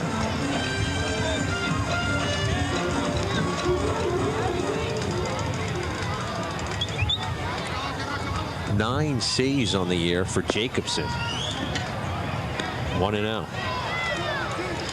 He looks like a closer.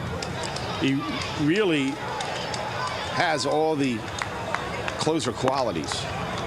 2-0. Big, strong. The problem has been that Nashua has not had the lead much in the late innings for him to really display how he can pitch. He's only played in 17 games. Fouled back, 2-1.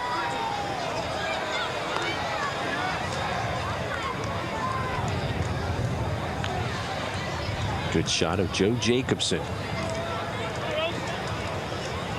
Game nearly 4 hours long here from the Sandcastle in Atlantic City. Chopped up the middle. This may have eyes, and it does. The Surfer still alive, and it's infield single for Roaches. He just bleeded that one through into center. Second hit of the night for Roaches. The shortstop, number 19. And for the Surf, their 16th hit. 2 outs, and Luis Quinones to the plate. He's 2 for 4, has walked, singled, and doubled. He's hitting .231 on the year.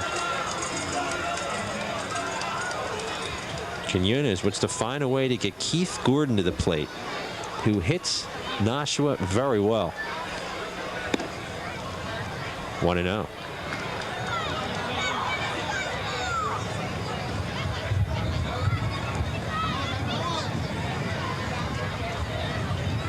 Jacobson's 1-0 pitch. 2-0. As we said before, you can never give up until the last out at this field. And Quinones is not an easy out here. 2-0. He's had a good night at the plate. 3-0 to Quinones with the tying run on deck. Oh boy. You know he's going to take a pitch here. This is almost an automatic strike. And it is. 3-1. And I think you have to look at another pitch, because you want that tying run to come to the plate in the form of Keith Gordon. 3-1 pitch. In there, called strike 2. It's now a full count with 2 outs. So from first base, Roche will get a chance to jump. They're not even holding him at first base. 3-2, 2 outs. Bottom of the 9th. Surf trail it by 3. Inside, ball 4. The tying run comes to the plate.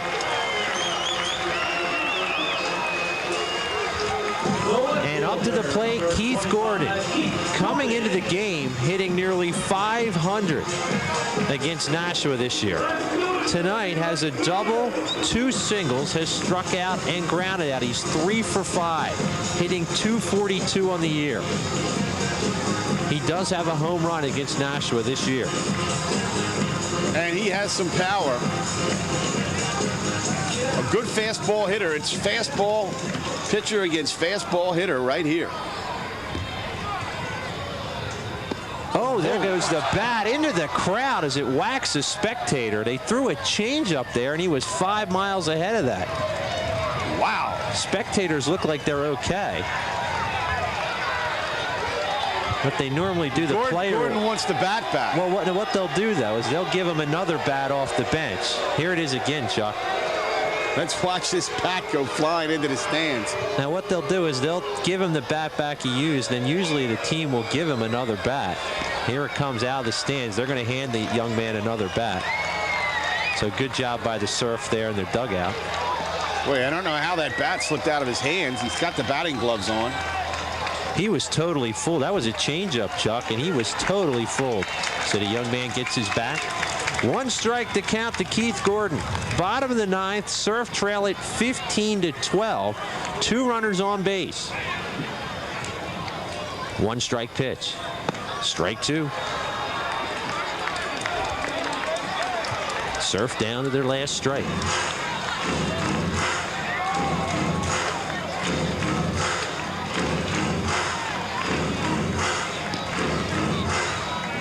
Oh, 0-2 to Keith Gordon.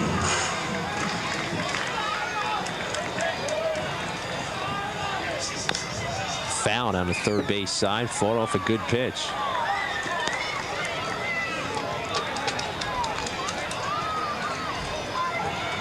Gordon hanging in there, fighting that pitch off.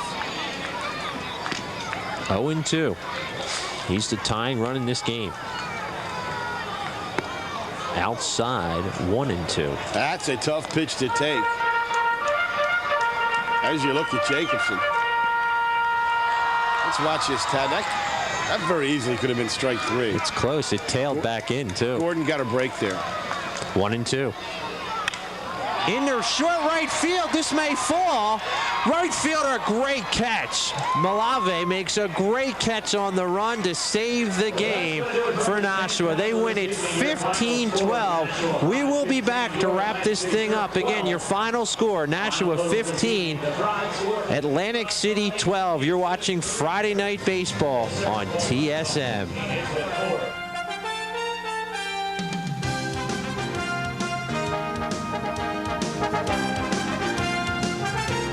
Well, the Nashua Pride come away with the win here. They break their 7-game losing streak here in Atlantic City. They win it by a final score of 15-12. There you see the final line score. There it is.